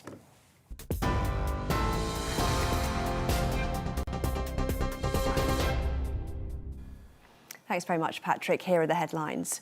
The Prime Minister will warn that humanity has run down the clock on climate change. In a speech at the opening ceremony of COP26, Boris Johnson will urge world leaders to move from talk and debate to real-world action. It comes after his comments at the G20 summit that promises made at the Paris Climate Agreement aren't being upheld. But hundreds of summit speeches, press conferences like this, later, those words and promises are starting to sound, frankly, hollow.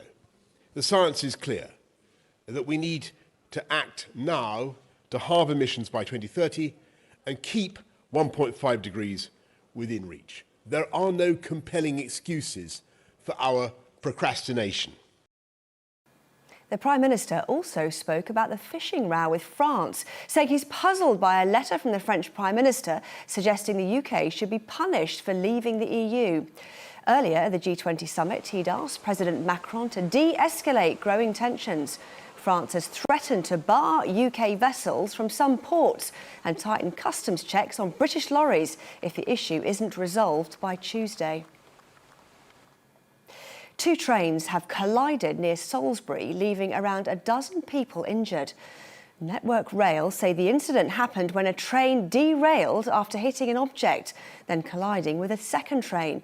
Emergency services have declared a major incident. Conservative MP Owen Paterson says he blames the Common Standards Committee for contributing to his wife's death. In his first live interview since he was accused of breaching lobbying rules, he told GB News the report is a complete denial of natural justice.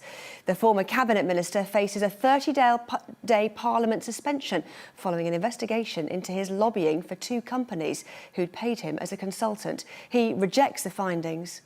This report has totally failed. It has not interviewed me properly.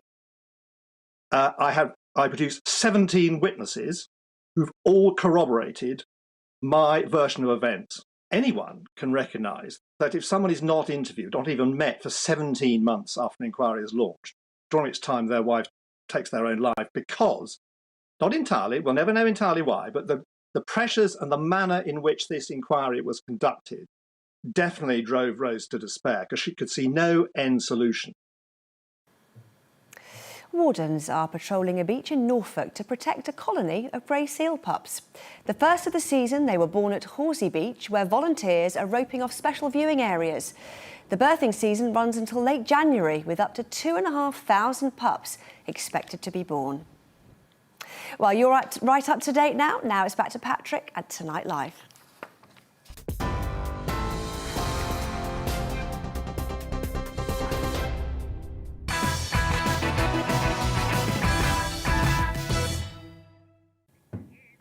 Yes, well, it's nearly 11 p.m, uncancelled in a moment, but at this time every single night we're going to take a first look at tomorrow's newspaper front pages. So we're going to go to the Telegraph there.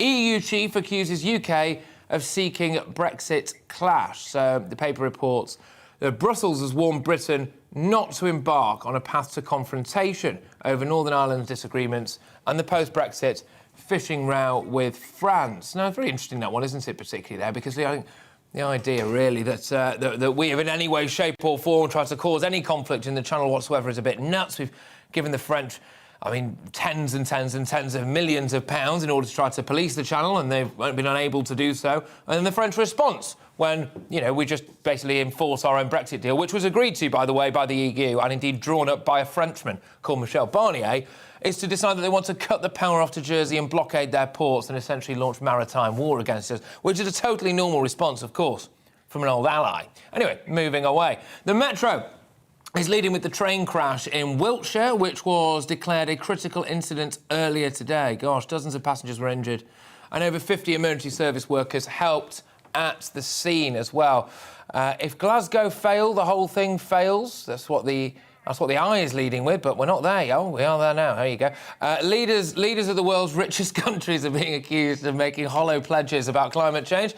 Boris Johnson is expected to announce in his speech tomorrow that it's touch and go on whether progress can be made to keep global temperature rises below 1.5 degrees Celsius. Intrigued to know what you think about this particular story at home, actually. GBnews at gbnews.uk. You can tweet us at GBnews. Look, like it or loathe it, and I suspect many of you loathe it, we're going to be hearing a heck of a lot about the climate from now until basically forever. And where are you at on it? Do you think that this 1.5 degrees Celsius thing is attainable? Where I'm at on it is that the only way that would work, really, is if every single country in the world got on board with it. So your Chinas, your Russias, your Indias of this world, for example. Well, they're not going to. And they've told us they're not going to, and it's pretty clear that they won't. So we know that's happening.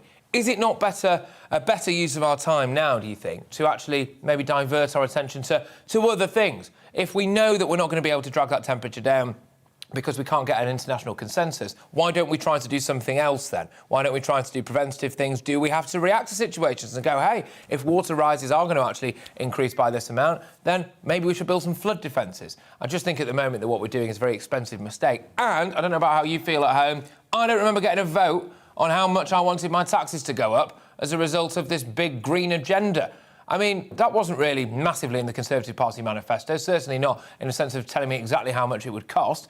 I doubt it was in Labour's as well. How do you feel about it? Do you actually care enough about this planner to actually want to pay more money for it? Anyway, in the Mirror, the heat is on. It comes after the launch of COP26 earlier today, at a time where the UN has said the last 7 years have been the hottest on record, ahead of Boris Johnson's speech to world delegates. Yes, of course, there've been Bit of ridicule because they've all flown there, haven't they? And they've been jetting all over the world. That's surely pretty bad for the old environment. But The Guardian also leads on COP26 and the doomsday headline. We are 1 minute to midnight and climate talks are at a serious risk of failure. Apparently, this is according to our Prime Minister. Well, again, you know, where are you at on this? Is this doom-mongering? I do worry now for children, right? So you see these kids have had Chris Whitty being boomed into their front room, left, right and centre every single day of the week, sometimes twice if you're lucky. Jonathan Van Tam stood next to him, Boris Johnson there as well. We had Matt Hancock for a while, but then, you know, and then basically we're all constantly told, well, you might die, you might die, you might die, your very breath could kill. And then you've got this time, well, 1 minute to midnight. In about 5 years, we're all going to be burning to death. Terrible time to be a kid, isn't it? Terrible time to be growing up. Now, everything's going to kill me. I've got to not touch anything. Terrible. Anyway, we move away.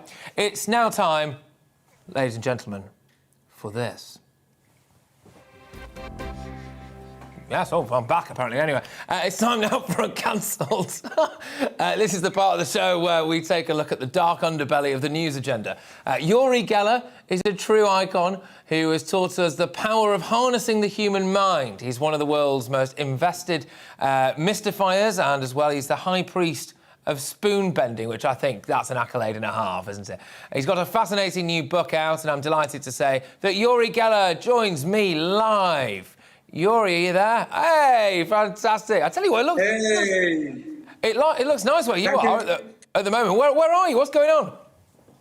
Hey, Patrick, first of all, thank you very much, and a big hug to all the GB News viewers.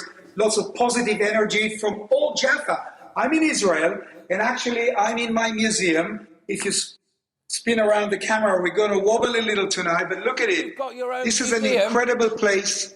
It's about 900 years old, and because it's Halloween night today, Patrick, I'm going to ask you a question. Let's see if you know the answer. Okay, ready? Oh, here we go, here we go. You should already know if I know the answer, Yuri. See this? Yeah. What is this? Come on. Can we lower the camera a little bit? I've got absolutely no idea. I think I've got some of those hanging up as lampshades in my living room, I think. What is it? All right, let me tell you what it is. This is a witch ball. Witches. Oh. 300 years ago, this is about 300 years old. Witches believed that if they hung this in their homes or in their windows, it will stop the evil spirit from coming into their homes.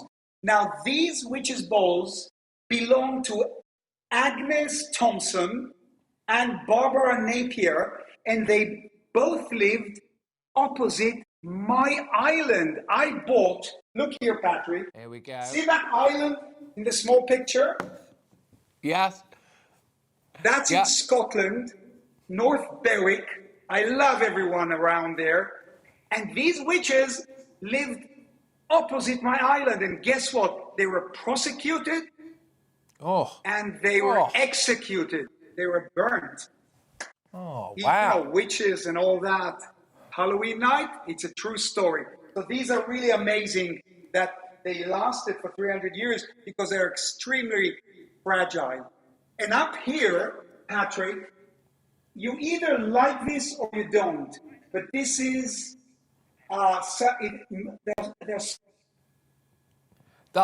sorry, Yuri. Yeah, go on, carry on, Yuri. Oh, disaster! Uri Geller's dropped off. He didn't see that coming, did he, to be fair? But we'll hopefully go back to Uri Geller at some point. I think it's worth just noting, in case you are just tuning in and thinking, gosh, this is absolutely insane. Yeah, what's happened was that I made a bit of a mistake here and decided to put some fake blood on my face as a bit of a Halloween joke. I thought, hey, you know what, I'll get in the spirit, and we had our panel with me as well. Now, that blood doesn't come off. So I am stuck like this now for the rest of the show, and I am also doing another show at 9:30 a.m. tomorrow morning where I suspect I will still look like this. So thank you very much, everyone who has been sending in your messages of support, and less of a thank you to everyone who's been taking pictures of it and turning it into a meme on Twitter. But there we go. Hopefully we're going to get Uri Geller back at some point. Yay, there he is, back from the dead. Uri, how's it going? Where were we? So this is Pete Fowler's sculptures. He's a British painter, sculptor, amazing. You either like them or you hate them. But Patrick, this is amazing right here. I got this as a gift from a British chap called Graham Short. Now, what Graham does, he carves on tiny little pieces of metal. He actually carved myself, Michael Jackson, and a bent spoon on the head of a pin. And you know, he does it by injecting Botox into his eyelids so they don't move. He takes beta blockers, potassium, magnesium, to slow down his heartbeat. He goes down to 23 beats per minute, and he carves between heartbeat. He does it at 3 o'clock in the morning, so there will be no vibration from cars passing by, and he ties his arm to the table. Incredible. So if you see us now, Graham, thanks so much for this beautiful gift. Patrick, what else do you want to know? Oh, absolutely everything, Yuri. This is fantastic, I must say. I was not expecting this to be to be like this. I mean, what an absolute gift. Thank you very much for all the effort that you've got in. Look, it just looks like there's loads of other stuff there. What else have we got? Okay, let me just plug my books. I won't go into it. All proceeds are going to sick children. I don't live from this. This is called Use Your Psychic Powers to Have It All. And this is Learn How to Douse. Very few people know this, but the American Army flew me to South Korea to douse for tunnels that North Korea dug to invade South Korea. Amazing. Still the Americans, CIA, NSA, MI5 probably, they do believe in intuitives.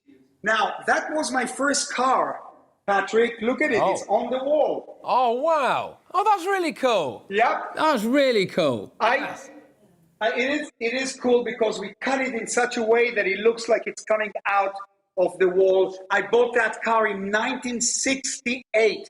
This here is a rock crystal that is 55 million years old.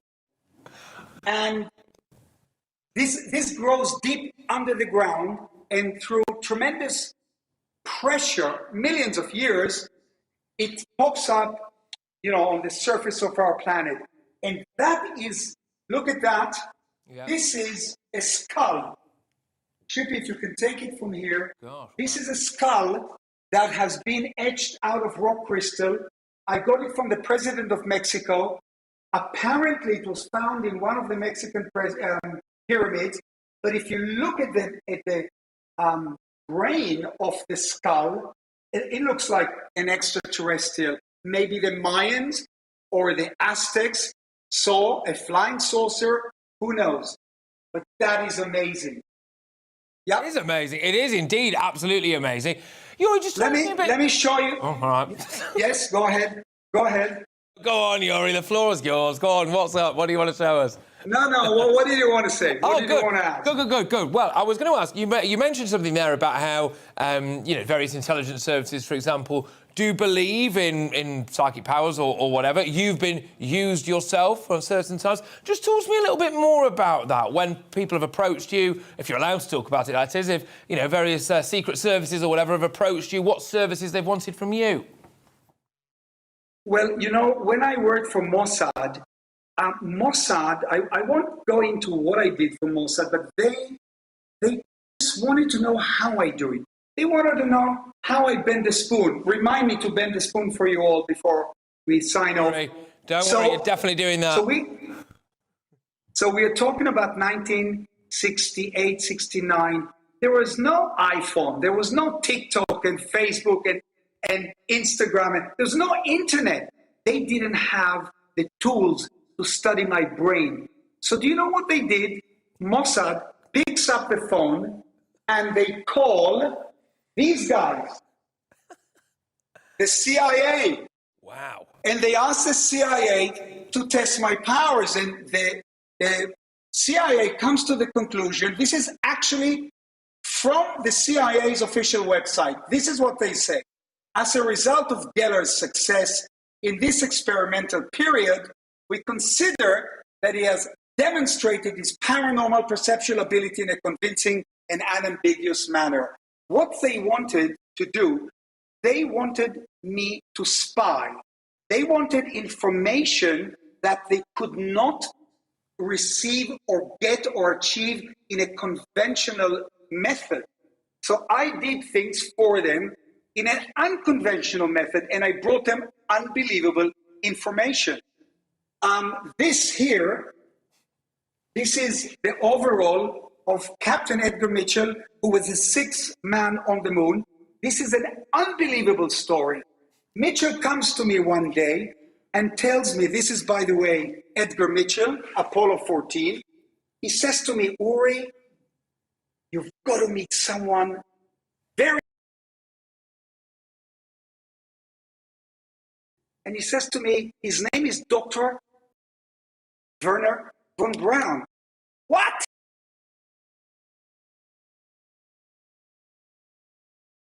Dr. Werner von Braun with Gestapo officers. Here he is with Himmler. But what happened, Kennedy and his clan, you know, Werner von Braun was a father of rocket. He built V2. V2 took off from Germany, fell in London. You know how many people that rocket, that bomb killed? And Mitchell wants me to meet Werner von Braun. I'm Jewish. I'm from Israel. Half of my family were murdered by the Nazis. But I couldn't contain my curiosity. And I went to NASA, to a secret base, and I met Werner von Braun. That's me. And Werner von Braun, CIA agent Mitchell. And then he wanted me to bend his wedding ring, which I did. Then he takes me to a room and shows me in a safe a piece of metal. And he says, Uri, put your hand on this. Tell me what you feel. So I put my hand on this piece of metal. I've never seen a color of that nature. And I say to Werner von Braun, this is not from here. And he says, you're right. This is a piece of a UFO that crashed on Earth. What? Am I hearing this from the mouth of the father of the rocket? I remember when I was 6, 7, 8 years old, I used to go to movies to see fantasy movies about extraterrestrials and ETs. And he's telling me that a UFO crashed on Earth. Patrick, this is not the end. Because then he tells me, come with me, follow me. We go out to the parking lot. I gave my Minox camera, my CIA secret Minox camera with which I spied, to my brother-in-law, and I tell him, take a picture. This is a picture in the parking lot. Werner von Braun, his limousine, his driver and me, he says, sit next to me. I sit next to him. He tells his driver to go. We drive deep into the camp. Patrick, tell me, do we have time? Yeah, for this, Yuri, absolutely. Yes, carry on. Okay. So we come to a big concrete building, no name on it. Soldier stands at the door. Werner says, follow me. Soldier opens the door. We go down 3 or 4 flights. We descend. And in the corridor, I see hooks. And on the hooks, there are Antarctica type of coats, warm coats with NASA logo. He says, put one on. He puts one on. We turn around the corner and we come to a huge metal door, and above it, it says, freezers. Patrick, von Braun opens the door, and I fall off my feet. You know very well what I saw. Most of the viewers know it's just one word, and it's true. Why the governments are hiding it, I still don't understand. But people in high positions like Donald Trump, Obama, Benjamin Netanyahu, they know about this. We have been visited, no doubt. Just recently, and I'll end with this extraterrestrial story. Recently, the Pentagon released footage, aerial footage, and you hear their pilots screaming, "Oh my God, what is this?" They filmed UFOs. Just Google it and you'll see the UFOs. Amazing.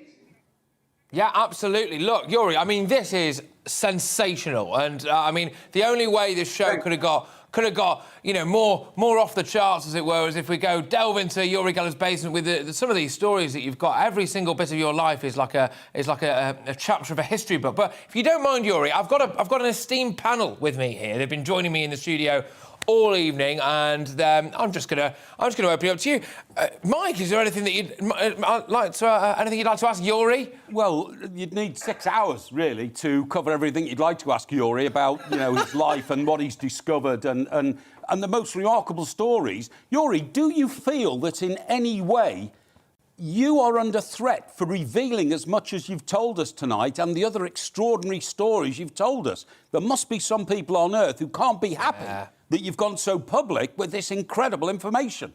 Cracking question. Look, you have a point. I live in Israel. I believe I'm well protected, and that's where I'll stop. I have the protection around me. You asked me a question before. You know, I was on front page headlines of newspapers.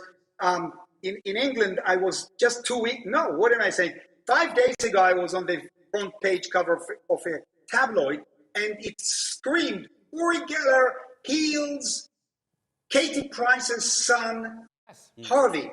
Blindness. Now, when I saw that headline, I was actually shocked, because I'm not a healer, and I'm definitely not a miracle worker. So what was going on? What I can remember is that when I met Katie and Harvey was a baby. I remember, I believe I held him, and then I told Katie, listen, let me bend the spoon for the boy. Somebody went to bring a spoon, and I bent the spoon right in front of his face, and I looked into Katie's eyes, and I said to her, my intuitive feeling is that Harvey will be able to see someday. So obviously the papers sensationalized that. I don't know how this works, but I definitely know it's in my books that we use probably a small percentage of our brain. Yeah. I'm a huge believer. Anyhow, I think I took enough of your time. My Instagram is the Uri Geller. Do follow me. And Patrick, come one day to Israel. I will do, but Yuri, you've got to stick around for a little bit longer, my good man, if that's okay with you. Unless you've got somewhere to be, I've got to see you bend a spoon, Yuri. Oh, I forgot. All right, let me tell you how this works. Okay, this is a spoon, and of course it's made in China. 19. I'm going to think I'm a bit in love with you, Yuri Geller, I'll just say it. Carry on, do your spoon thing. Thank you. Okay, 1973, I'm working with the CIA, and I get a phone call from the BBC, from David Dimbleby. Mr. Geller, we are inviting you to show us your powers. So I say, wow, I really want to become famous, rich and famous. You know, I was on an ego trip then. I was on an ego trip. That's what I was on, because I came from a poor background. I wanted to be rich and famous. So I flew to London. I'm sitting in the BBC. I believe it was David Dimbleby that hands me the spoon. And I hold up the spoon, and he tells me, now show us your powers. And exactly this way, suddenly, a thought flashes through my mind. In a millisecond, and I look into the camera, and I shout, everybody at home, go and get your spoons. Now, there were about, 20 million viewers. So I sent 10 million people to the kitchen. Everybody came holding spoons. They were waiting for this little miracle. Come on, is this guy from Israel telling us that he can bend a spoon in my home? Now, this is Scotland, Ireland, Wales, England, looking at the BBC. There was no Channel 4. There was no GBNews. There was BBC. And this is what happened. I'm just reminding everyone, No doubt you people at home say, oh, I remember that show. Look, I very gently stroke the metal and I energize it. I put energy in it and I melt. I try to melt it without heat. There it's going. 1, watch, 2, it's very soft. 3. Oh, look at that. And now, let me bend the handle for you. There it goes. Look, look, look. Oh, there it goes. Look, Patrick, I'll tell you what. I'm going to sign this spoon for GBNews. You hang it up in your office, all right? Yes, Yuri. Let's give that a round of applause, ladies and gentlemen. Fantastic. Love you all. One and only Yuri Geller. Yuri, mind how you go. I loved every second of that. Thank you very much. Thanks to Yuri Geller for joining us. And his fantastic book as well, Use Your Psychic Powers to Have It All. Well, it's out now. Absolutely. Well, look, coming up at the end of the show is a new segment on Tonight Live. Yes, why not? It's already weird and wacky. Why not? Let's try something new as well. The Great British Game Show, where my panellists compete to see whether or not they can tell a real name from a fake name. Yeah, it'll make more sense when you see it, don't worry. You won't want to miss that. This is a very special Halloween edition, of course. Now, are single-sex schools outdated? Well, one school is worried that its charter to further girls' education may be diluted if boys are admitted. We'll take a look at that after the break.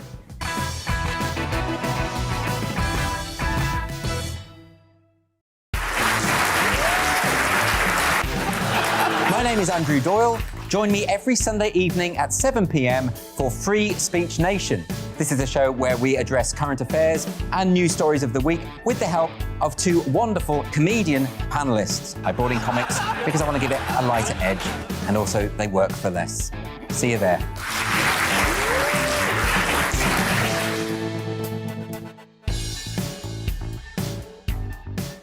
I'm Colin Brazier.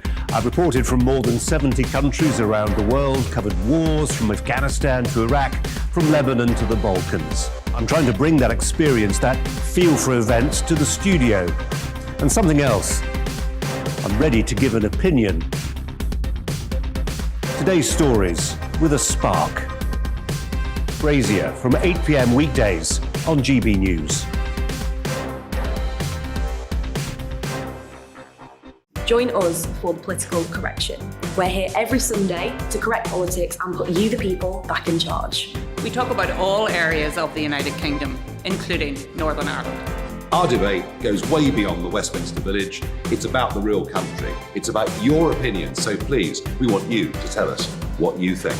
This is the political correction. Every Sunday morning from 10 a.m. here on GB News.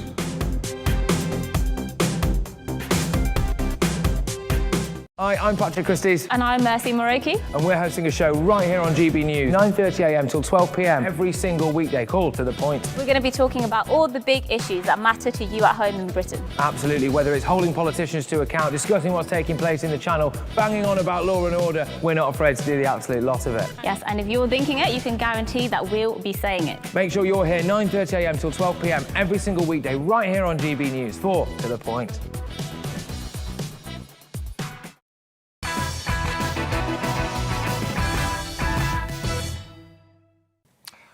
Yes, good evening, everybody. This is Tonight Live with me, Patrick Christys. It's time now to look at which headlines are breaking and what will be in tomorrow's news tonight in our media buzz.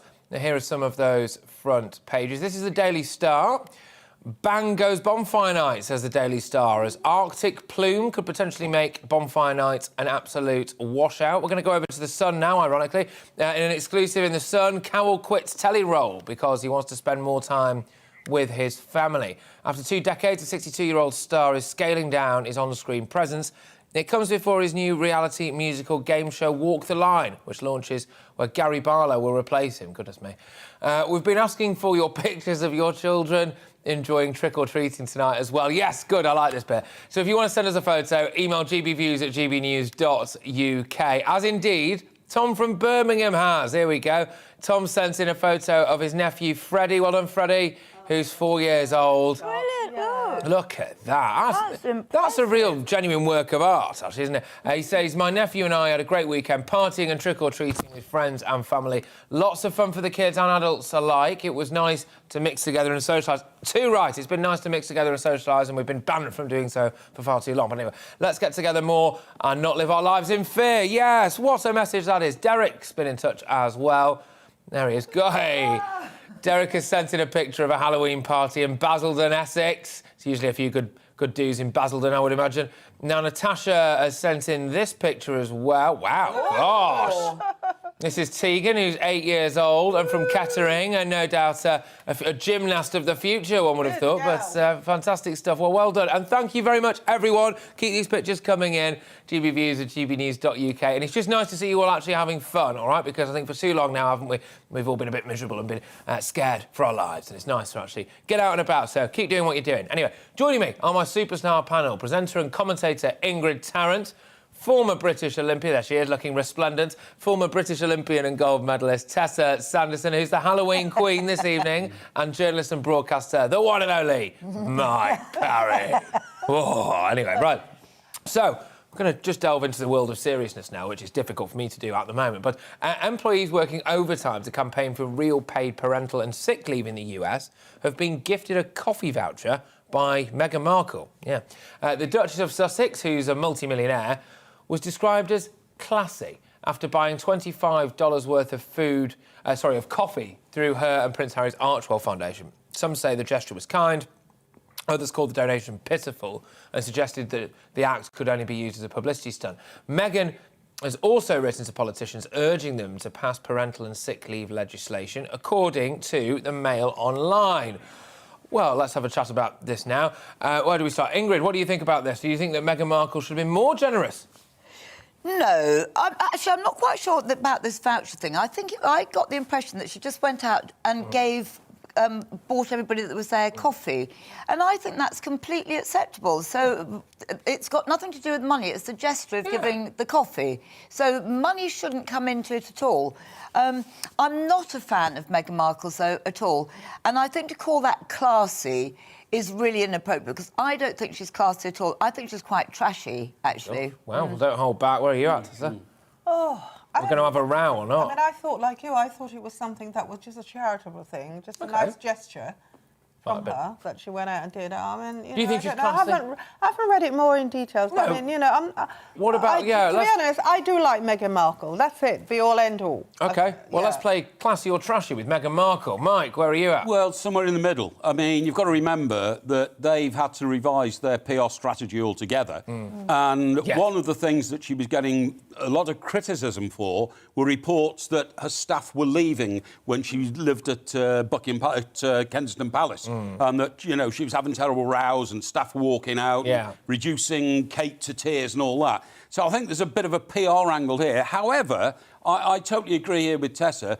Just buying a cup of coffee for somebody who works for you is in itself a nice gesture. And it breaks the ice and it breaks the barrier between boss and employee and all that kind of stuff. So from that point of view, I think it's a very good thing. The motive behind it, I'm not so sure about. Yeah, there might be a bit of an agenda. Well, exactly, and that's right. I mean, the other day here, I went, and so I'm normally in quite early doors, and I think it was probably about 7:30 or something like that in the morning, and you know, the staff were all there doing their thing, because, you know, some people on the breakfast team obviously be here really early. I mean, there'll probably be some getting here soon, I would imagine, actually. And I thought, look, I'll just nip over the road, now I'll get them all a few croissants, I'll get them all some drinks, and it really took the edge off it when I shouted at them later in the day, and I think that, you know, they really, really noted that, they appreciated it. So anyway, we're going to veer away a little bit from Meghan Markle now. Former pupils at a top girls' school are rowing over rumours that it could start to admit male pupils. Well, I suppose if you send your kid to an all-girls school and they start to admit boys, then you would be a bit miffed, wouldn't you, Ingrid? Well, I went to an all-girls school, so actually it's quite a good question to ask me. Yeah. And I just liked the fact that it was. My parents, I enjoyed it. No, why am I saying I enjoyed it? I didn't enjoy it at all. I hated it. I was expelled. I mean, oh, gosh, I think my memory's gone. Anyway, but what were you expelled for? Oh, I couldn't possibly tell. Go on. No, I can't. Okay, okay. Yes. It was a terrible misunderstanding. Okay, all right. Really bad misunderstanding. No, couldn't tell. And do you know... Is it anything to do with the boy? No. Oh, right. Oh, far worse. Right. Oh, right, OK. And not a girl. Right. Okay. Either, by the way, if you're thinking that. No, no. I think it's quite nice to have all one set school. And interesting, later on, they did a survey, kind of like looking at how girls performed in single-set school, boys in single-set school, and co-ed. And the girls performed better, actually all round, it seems. Right, yes.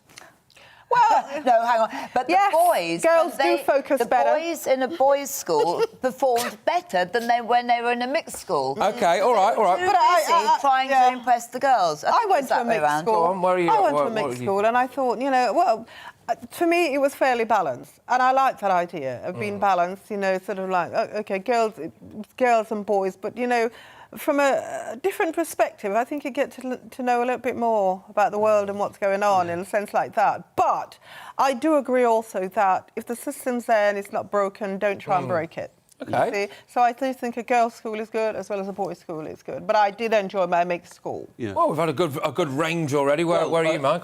I'm at the other end of the pendulum now because I went to an all-boys school. Oh, what a panel this is, ladies and gentlemen. I went to the King's School, Chester, right? Brilliant school, direct grammar school, got a scholarship. I used to play football against your school. Did you? Yeah, Manchester Grammar School for boys. Thank you very much. And stop showing off. And Blackburn Rovers.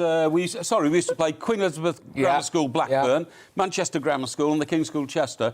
But we were lucky because in the town there was the Queen's School, Chester, OK? And, of course, one was a magnet for the other, and everybody at the King's School, Chester, when they got to sort of dating age, was going out with a girl from the Queen's School, except for me, because I used to like going out with secretaries and not Queen's School, Chester.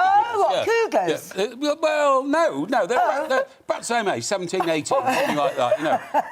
But to be honest, I got through it OK because... You know, I was of a certain personality. But a lot of my classmates over the years found themselves at a terrible disadvantage when they came to leaving an all-boys school and had terrible problems trying to relate to women, honestly. Yeah. And I think it would have been much, much better had we... Now, last time I went back there and gave a speech, you know, to the pupils and all that, I was delighted to see that in the sixth form, they've now gone co-ed. So the sixth form is now boys and girls. But a lot have, though, haven't they? Because there was bums on seats. That's right. Yes, no, that's absolutely right. But that's, honestly, you ease yourself into adulthood much, much easier if you're in a mixed school, instead of suddenly coming out of a rather austere all-boys school and then having to try and work out how to cope with women and your relationships with women. But so I don't like...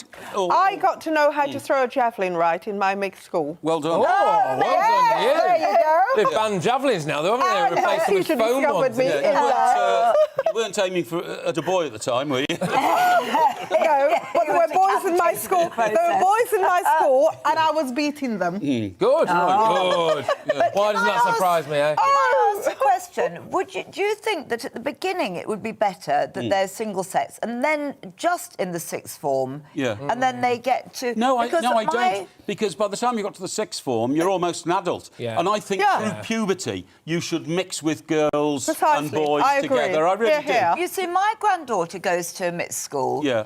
And there are certain things I really don't like about it. The girls actually mature a little bit more than the boys. Yeah, I agree. And I just find there's a little bit of a crossover of a bit of bullying going on. The boys are tougher, although they're not so mature, but they're tougher. And they are exposed to that. I think it's worse for girls, actually, to be exposed to the behaviour of these boys. Because they do turn into, sometimes a little bit bullies. They fight. They just like the fight in the playground. Whereas girls don't. They're bitchy. but it doesn't end up in sort of fisticuffs so Yeah. much. So Yeah. I'm not sure that I like her being exposed to that. No. I definitely think it's better to be a lot more balanced and go to a mixed school. And as long as the teachers are good, they're pretty balanced on the subject and the kids are understanding, then I'm all for that. Yeah. This story is based on Rodine School, OK, which is down near Brighton. I think it's the second or third best girls' school in this country. So you're actually talking about elitism as well as single sex. And you know what I mean? tradition as well. That's kind of a nice thing to have as well. I do like tradition. Well, there's no girls at Eton, is there? No. You know, because of the tradition of it, and Winchester and places like that. But there are at Marlborough College. My mate's son went to Marlborough College, and he was delighted. It was co-ed, you know. Yeah, well, I obviously went to an all-boys school. Down the road, there was 2 all-girls schools, so I kind of even things out rather well as we found out. But I actually also preferred to, go out with girls from other schools anyway, because it can all get a bit incestuous, can't it? Sometimes you've got these boys' schools and these girls' schools and things like that, and you just feel a bit, I don't know. And also, things get around like wildfire, don't they? Because, if you can, but anyway, enough about that. So that's some of our discussion anyway on single-sex schools. Where are you on all of this? Now, if you're planning on buying a best-selling book this Christmas, you could be left disappointed. Shoppers are being asked to buy their presents early due to a worldwide paper shortage, according to The Telegraph. If books enjoy sudden success and sell out over Christmas, experts have warned that it could take months for new copies to reach the shelves in the UK. Britain's biggest bookseller, Waterstones, has even stockpiled novels, including J.K. Rowling's new book, The Christmas Pig, which is one of those expected to fly off the shelves. Well, anyway, there we go. J.K. Rowling's latest classic, presumably. How do you feel about all this stuff? Well, I think this is rubbish. Everything now is shortage, right? Yes, panic buy. Because we had closed lockdown and pandemic, and then the world now has got a renewed vigour and fervour for buying things. Everything's in shortage. It's about renewed demand and all that. There is not a shortage of trees in the world. There are millions and millions of trees which can be chopped down and made into paper, and you can print books. So this is just bad business if it's true. I tend to believe this is something to do with supply and demand and prices going up, OK? Because that's what a lot of it's about. The only thing that I'm worried about is that they print enough copies of Paul McCartney's book Lyrics, right, which comes out on Tuesday. You're a real Beatle fan, I can tell. It's £75, OK? So I've left that responsibility to my family to make sure that one's in my Christmas stocking, OK? Fantastic. Hey, cheeky little plug as well. You love it. Tessa, I think it's a lot of scaremongering that's going on, to be honest, about all this coming up to Christmas. And my husband would think the same, but how can you run out of books? There's as long as they print a lot of copy of Little Leaders, which is Black History Month. OK, we've just finished with that. Although I'm featured in it. Hey, well done. Congratulations. Yes, true. Very good. Paper won't be paper shortage on that one. No. But no, I seriously, I think it is scaremongering and trying to scaremonger everybody. My boy does love to read, and I do like to buy him lots of different books. He's into Wimpy Kid at the moment, Diary of a Wimpy Kid, and all that, all the different sort of things that boys do. And it's fun, and we do buy him a lot of books, so I'd hate to think there would be a shortage. But not really I don't newspapers, I don't feel so. We publish millions of newspapers every day. Yeah, you do. But it's different paper, isn't it? It's kind of like whatever the... Yeah, but it's still paper. A paper mill can produce wrapping paper or writing paper, or it's just paper, isn't it? Yeah, absolutely. Well, the thing is, everything is blamed on COVID, but I have got a little voice of reason here, because, yes, it's about chopping down trees, but if everybody was on lockdown, they weren't chopping down the trees, and that's the backlog. This doesn't just happen, ladies and gentlemen. Right, we've just got... Jack and I are okay. They're panicking, because I thought so many read Kindles. So I'm really happy to think there's a panic that sort of like there won't be enough books, meaning that people are really buying books. Yes. Brilliant. Well, yes, it is brilliant. I tell you what, lockdown and pandemic taught us all. Anybody who was doing the show from home on Zoom had all the books behind it, didn't it? Yeah, exactly. Yeah. And the old snob value was, oh, look at his titles, look at her titles. Oh, she's got that and all that kind of stuff. Yeah, absolutely. Well, people start getting caught out a bit by that as well, because you can learn quite a lot about someone by what books they read. Well, you know, the biggest egotists in the world, of course, had all their own books behind them. Apparently, you can pay companies now that will send you a ready-made bookcase with books, depending on. They'll ask you. Yeah, they are. And they'll ask you what kind of person do you want to appear like? Are you well-travelled? Are you whatever? That's brilliant. Right, talking of being well-travelled, we've just got time for this one. Travellers heading to the COP26 climate conference have been delayed by extreme weather. So hundreds of passengers hoping to travel to Glasgow were left waiting inside London's Euston train station today after a fallen tray halted services. Gosh, Euston's terrible at the best of times, isn't it? Let alone when it's rammed like that. But anyway, many were caught on slow-moving or stationary trains, while others were forced to book, there we go, commercial gas-guzzling planes in order to reach the summit. Shock horror. All train services at Euston have been suspended, and the concourse was exit only due to overcrowding. I mean, the irony of that, couldn't it? You couldn't make it up. But this is kind of where we are, isn't it? Nothing really sums up, I think, where we're at the moment on this planet than the idea that in order to get to a climate conference, the train goes down, everyone starts flying there, you know? That's right, yeah. It's a strange one, really. Do you, I mean, would you have flown there, Mark? You just wouldn't have gone, would you? One time we were doing a show in Glasgow and we were going to fly from Heathrow, and we all went out there and the flight was cancelled, and so we had to go back into London and get the train. It's an horrendous experience, believe me, because Glasgow is on that side of the country, and you go right up, the East Coast, and then Edinburgh, and Anglia. It's horrendous. I don't know why anybody would get the train from London to Glasgow unless they did it overnight, you know what I mean? And even that's a pretty horrible experience. Absolutely. Because you've got somebody's, midriff sort of region right next to you as you're lying in your bed and all that kind of stuff. So I would always fly. And this idea that we're going to cut all internal flights, what a load of nonsense. That would take the economy back. Oh, yeah. 30, 40 years. Ridiculous. You've got to be able to get from Glasgow to London in an hour. Absolutely. Of course you have. Tessa, what do you think? Because a lot of people would say this lot aren't practising what they preach. We've even got an environmental advisor to the government here who drives a diesel car. The leader of Extinction Rebellion drives a diesel car, I also drive a diesel car, I'm not pretending to be something I'm not. So, Tessa, where are you at on this? Do you think that maybe you'd be more inclined to take drastic action in your own home if you saw that this lot were? If I thought what? That they were taking drastic action in their own homes as well. If they were all driving down. Glasgow. Don't know. I have no idea. I mean, I've never had a really bad experience on the way to Glasgow, I suppose. When I did stand up for cancer, no. You've had a bad experience when you get to Glasgow, presumably. Actually, when I went up there, when they were having that festival thing. But when I did stand up for cancer, it was a little bit sort of like hectic. On the trains and that, with the overcrowdedness and everything like this, and people, even if you bought a proper seat, let's say, like get out of my seat type thing. But I've never really had a bad experience. I love the city. What do you think? What do you think, Ingrid? Do you think that people who are advising us or in positions, of authority when it comes to the climate, they should be doing more in their own lives? Well, they should really be practising what they're preaching, but there comes a point where you have to. It's a fine balance, isn't it? Time is money, so it would make absolute sense that somebody takes a plane rather than a train, because that in itself is reducing various other things along the line. Yeah, of course it is. So it's just being sensible and practical.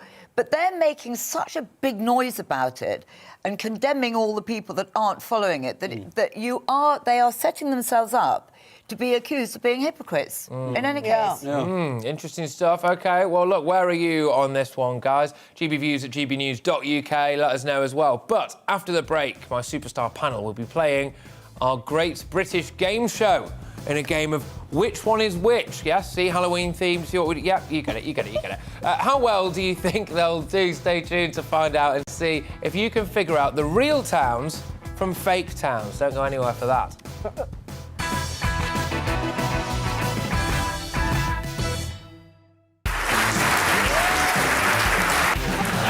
My name is Andrew Doyle. Join me every Sunday evening at 7 p.m. for Free Speech Nation. This is a show where we address current affairs and news stories of the week with the help of two wonderful comedian panellists. I brought in comics because I want to give it a lighter edge, and also they work for less. See you there.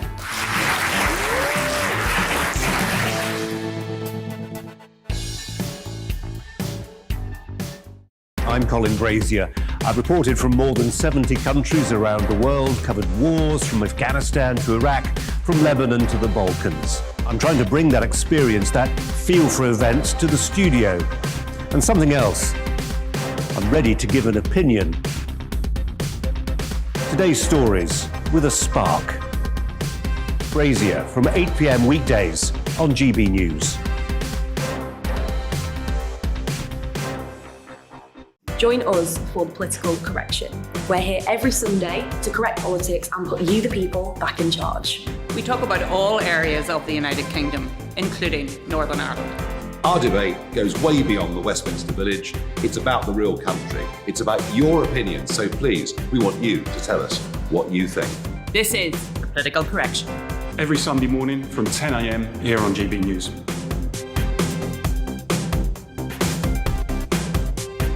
Hi, I'm Patrick Christys. And I'm Mercy Moroki. And we're hosting a show right here on GB News, 9:30 a.m. till 12 p.m. every single weekday, called To The Point. We're going to be talking about all the big issues that matter to you at home in Britain. Absolutely, whether it's holding politicians to account, discussing what's taking place in the Channel, banging on about law and order, we're not afraid to do the absolute lot of it. Yes, and if you're thinking it, you can guarantee that we'll be saying it. Make sure you're here 9:30 a.m. till 12 p.m. every single weekday, right here on GB News for To The Point.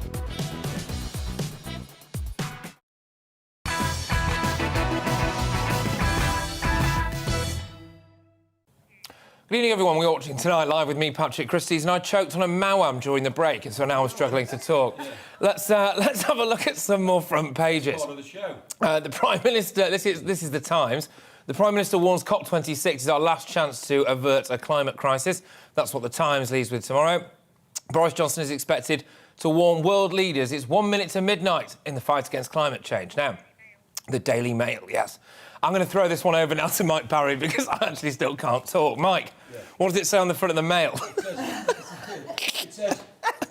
You need to be more careful with yourself there, Patrick. It says, Boris, we can't let COP26 be a cop-out. Well, I'll tell you something. You could have said that going right back to Kyoko. I think Kyoko was in 1997, wasn't it? It was a long time ago. Do you think it was that at COP1? I think that might have been COP1. So hang on, 97, 24 years ago, it was COP3. Ooh. OK? So Paris 2015, again, you know, we're going to change the world, everybody's going to get on board, the revolution and all that. Nothing happened again. And, of course, at this one, they've got less chance of anything happening because, as Ingrid and Tessa have already pointed out, the big guns around the world aren't even here. Putin's not coming. China's leader's not coming. India are coming, but they seem to be half-hearted. Yeah. They are sending delegates, so it's not the main man. But if we didn't have Boris there and we had somebody else, like the Energy Secretary, wouldn't we think that's a bit of a half-hearted sort of response to a very big issue? I don't think anything will come of it. I do think, to quote Greta Thunberg, I do think it's blah, blah, blah, blah, blah, blah. Nothing ever happens, you know? Yeah, it is. Thank you very much for that, Mike. You got me right out of trouble there. That's not a problem at all, mate. Would you like another sweet? All over again. Right, we're gonna play a game. We're gonna end with a game, ladies and gentlemen. So our new segment, the Great British Game Show, is up next. But first, here's a few more front pages. We've been asking for pictures. Oh no, apparently there's no more front pages. I tell you what, this show has been absolute chaos from start to finish, hasn't it? And I, for one, have loved every minute of it. Well, we've been asking for pictures of your children enjoying a trick or treat tonight. If you want to send us a photo, you can. You can email gbviews@gbnews.uk. So who have we got? We've got Joe. Joe sent this picture in of Reese, who's... Oh, look at that. That's who's brilliant. 8 years old and from Liverpool. That's a solid effort. He's an Everton fan as well. He's in blue. There you go. Steve has sent in this picture of his 3 granddaughters. Look at that. That's nice. He says one of them is very melodramatic. Yes. I wonder which one you could be talking about. Right, it is now. Thank you very much, everyone, by the way. I've loved that bit of the show where you've all been sending in your pictures. So thank you very much. And I hope you have a great evening as well because, frankly, we've been cooped up for too long. So, get out. The kids deserve a bit of fun, don't they? It's been far too long for them to be, essentially trapped inside. But anyway, it's now time for our new segment, the Great British Game Show, where we play a game around the story of the day. So here we go. Devil's Dyke, Hellingly, Vampire Road. These are just some of the scariest place names in the UK, apparently, and that's according to the Argus. Using gov.uk figures, Good Move has put together a list of the scariest places to live and how much the properties cost. A house on Broomstick Lane in Oxfordshire will set you back almost £800,000, apparently. And don't even think about buying on Crucifix Lane in Camberwell. The pedestrian crossing is an absolute nightmare. But enough about the house prices there. It's Halloween, and it's time to celebrate the weird and wonderful places of this weird and wonderful little country. That's right. It's time for the Great British Game Show. Let's play Which One's Which. Now, we have for you this evening some real spooky places and some fake spooky places as well. Can our panel and our viewers at home tell us which one is which? So, where do we start? We start with Merlin's Mound in Gwent, Wales. This is said to be the burial place of Merlin, the Arthurian legend. What do we think? I don't know. It's a real place. Yeah, I think it's probably a real place. Real place. Although he wasn't there because they discovered that they think he's in the West Country, farther down, Tintagel Castle. That's it. Yeah. That was what I was going to say. The depth of knowledge on this panel is yes. I know, top amazing. drawer across a range of issues. I must say. Absolutely. No idea. Anyway, I think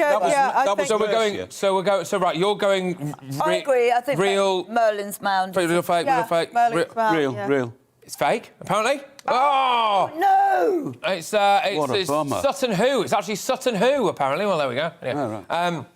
Witch Crags in Northumberland. This is said to be the home to a witch's coven in the 17th century. What do we think? Oh, I'm going to say that's real. Yeah, that is definitely real. Northumberland is a great, great county. You know, you've got the Kielder Forest, and the Kielder Forest was a haven of witches going back many centuries. So that's got to be right. It's all making sense. It's all adding up. What do you think? So what we're saying, which? That it's real. We think real? OK, real. Oh, it's real, ladies and gentlemen. Well done, well done, well done. Right, King's Grave in Northumbria, said to be the burial place of Eric of York, last king of Northumbria. What do we think? Yes. What's it called again? King's Grave, Northumbria. It's very close to the castle, which was the location of the Harry Potter movies. And I'm trying to remember the name it's real. of the castle. It's real. It's definitely real. I didn't think it was, but... Well, you can disagree. You can disagree, of course. But after what you've said, but my first thing was it's not real. OK, well, you know, you've got to stick with your guns sometimes. Yeah, OK, go with your gut. Well, you were right to go with your gut, because, yes, it's not real, apparently. There we go. Fake. Another deep fake. It's the certainty with which Mike Parry presents his opinions. That really... Oh, it wasn't. He's just saying it's all this, and that's right, yeah. Speak as if you're a Alnwick Castle it was. It was near Alnwick Castle, but, you know, I can't help the fact that they're not as knowledgeable as me. No, and you must get that a lot. Yes, I do, yeah. Right, then, we're going over now to Huddersfield. Screamer Wood, apparently. Now, this is said to be haunted by a banshee, so do we think that's real? the name of that. Yeah. Well, I would say that is real because Harold Wilson, the former Prime Minister, went to Huddersfield Grammar School, OK? Yeah. And he was a screamer. Well, he gave us all the screaming abdabs after 2 terms as Prime Minister, so I'm saying Screamer Wood, yes, definitely real. You're saying real, Tessa? I'm following these two. Oh, OK. Well, I mean, I would love to say that it's real. It's such a great name, but funny enough, again, I don't really think it is. Oh, OK. It's real, apparently. Hey, there you go, you see. Thank you. We got one right. We've got a couple right. Matt Wilson, were you? Screamer Wood. Yes, absolutely. Haunted by a banshee, apparently, that one. There we go. Witch's Needle in Shetland.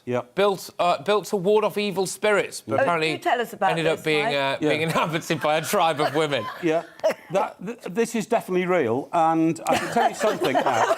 I can tell you something. I bet you won't believe that needle in the Shetland was the model for the obelisk that exists in Washington, D.C. There's no way that's in Washington, true. D.C. Cleopatra's. Not Cleopatra's. No, okay. The needle in Washington, D.C., which is, you know, called the Washington Needle for obvious reasons. OK. You're being spunny, No.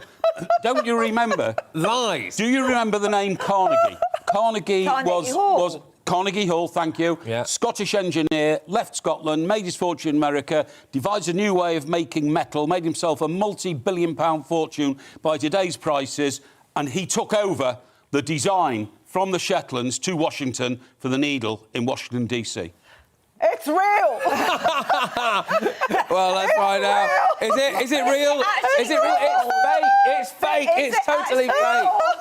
Totally fake. Totally fake. Actually, it's Studley Pike. Apparently, that was in Todmorden, in West Yorkshire. So maybe you still could be right. You just got the wrong obelisk. No. I'm usually right. Yeah, well, give him.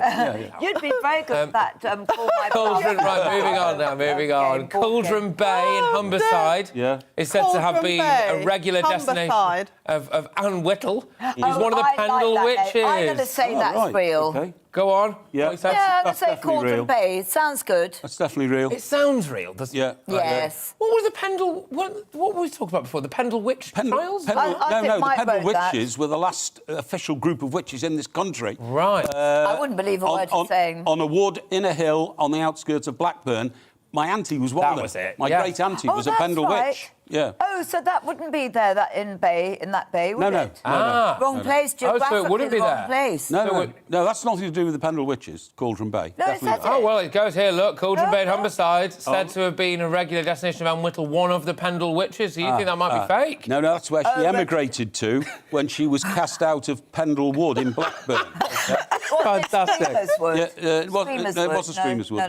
No. Right, are we ready for the big reveal? Yep. Ladies and gentlemen, it's fake, apparently. Oh, there we are. It was bound to be, because the Pendle Witches are in the wrong place. Yeah. She got burnt at the stake. Yeah, well, we should have known. So apparently that was actually Whitby, which was Dracula's favourite holiday destination. But again, I'm not sure. Not sure if that's real either, is it? But anyway, Goblin Ledge in Gloucestershire, I hope this one's real, said to have been home to a goblin that ate children. Oh, I love that. Goblin Ledge. I like the sound of Like the idea of a goblin eating kids in England. That's out there forever now. I like the sound of that. I think it could be real. That's a complete load of tosh. Complete load of tosh. Rubbish. Oh, he's gone tosh. Complete rubbish. Tish, what's tosh for you? That's where your aunt went to from Pendleton. It is real. That's right. Yeah, I think that's real. Well, because he's so completely against it, I'm now convinced that I'm right. Right. It really exists. I think it's real. It sounds real. Right. It's real, ladies and gentlemen. There you go. Right, now I imagine that this... I thought I'd let you have one, you know. Now, I imagine that this one has been put into the auto queue by someone who wants to see me sacked. A place called, I'm just going to say The Bastard, for safety, in Scotland.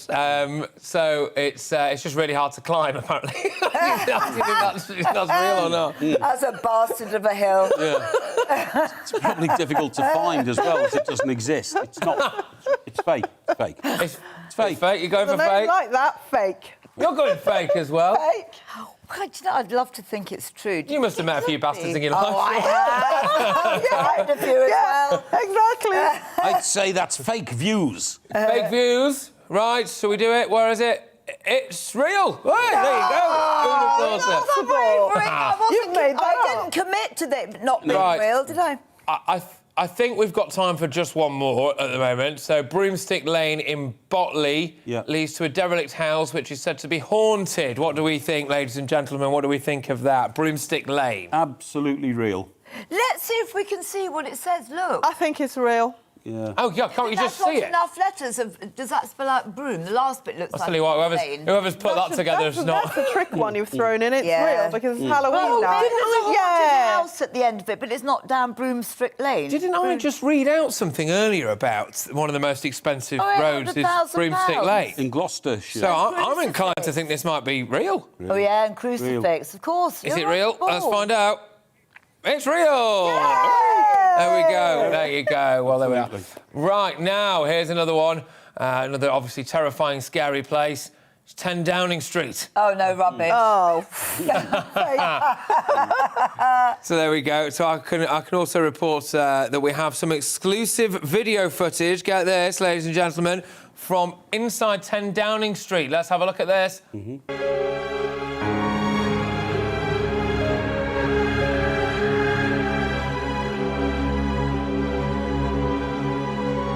I wonder which one that is. That's Stanley. He's come to visit Boris. It looks like Dominic Cummings on his last day. Yes, it does look like Dominic Cummings, doesn't it? Did you know that on the door of 10 Downing Street there is no lock? Oh, look, it's Carrie. There we are. Well, that was... Well, that was good value. No, Mike probably was about to regale us with another cracking yarn. What was that? There is no lock on the door of 10 Downing Street. Really? There is no lock. You can't Seems lock like an the door. oversight. No, you can't lock the door. So how do you... So... There's a policeman outside all the time. Yeah. And on the inside, there's the security staff. that opens it. And they have a camera, and they see who come up the street, and you either get in or you don't. And the biggest humiliation you can have in your political life is when you get up to the door and you knock, and nobody opens it. Wow. Yeah. Oh, That's an that'd be one way to interesting find out you've been sacked, wouldn't it? It certainly would, yeah, absolutely. Is there a letterbox or is it just a knob? There's no letterbox, no. It's just the gold knob on the front. And also, you know the number 10? Have you noticed that the O is not circular? Yes. It's like a D shape. We can see it there, look, there you go. Yeah. Why is that then, Mike? You just don't know? The guy who put it on there was short-sighted.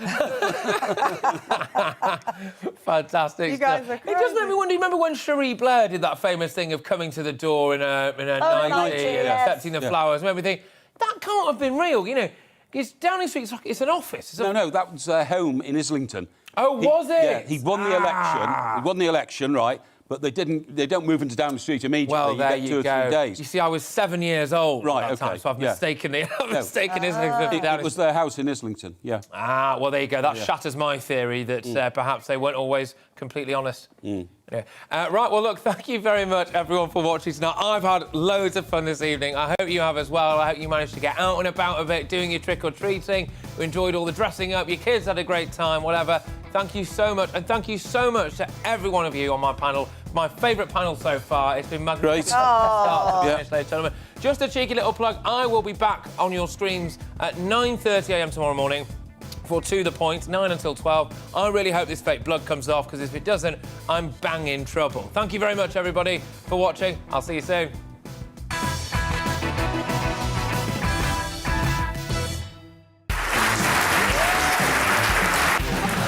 My name is Andrew Doyle. Join me every Sunday evening at 7 p.m. for Free Speech Nation. This is a show where we address current affairs and news stories of the week with the help of 2 wonderful comedian panellists. I brought in comics because I want to give it a lighter edge, and also they work for less. See you there.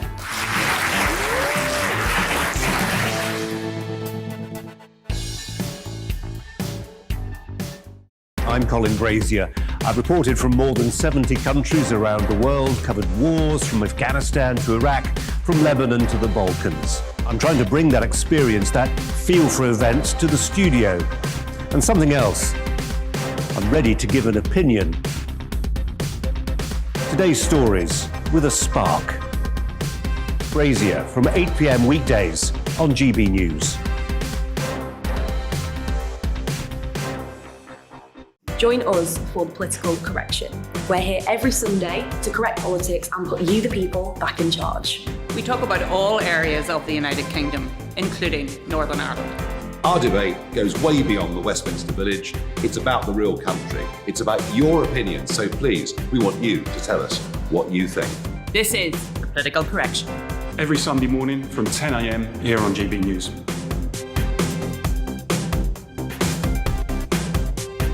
Hi, I'm Patrick Christys. And I'm Mercy Moroki. And we're hosting a show right here on GB News, 9:30 a.m. till 12 p.m. every single weekday, called To The Point. We're going to be talking about all the big issues that matter to you at home in Britain. Absolutely, whether it's holding politicians to account, discussing what's taking place in the Channel, banging on about law and order, we're not afraid to do the absolute lot of it. Yes, and if you're thinking it, you can guarantee that we'll be saying it. Make sure you're here 9:30 a.m. till 12 p.m. every single weekday, right here on GB News for To The Point.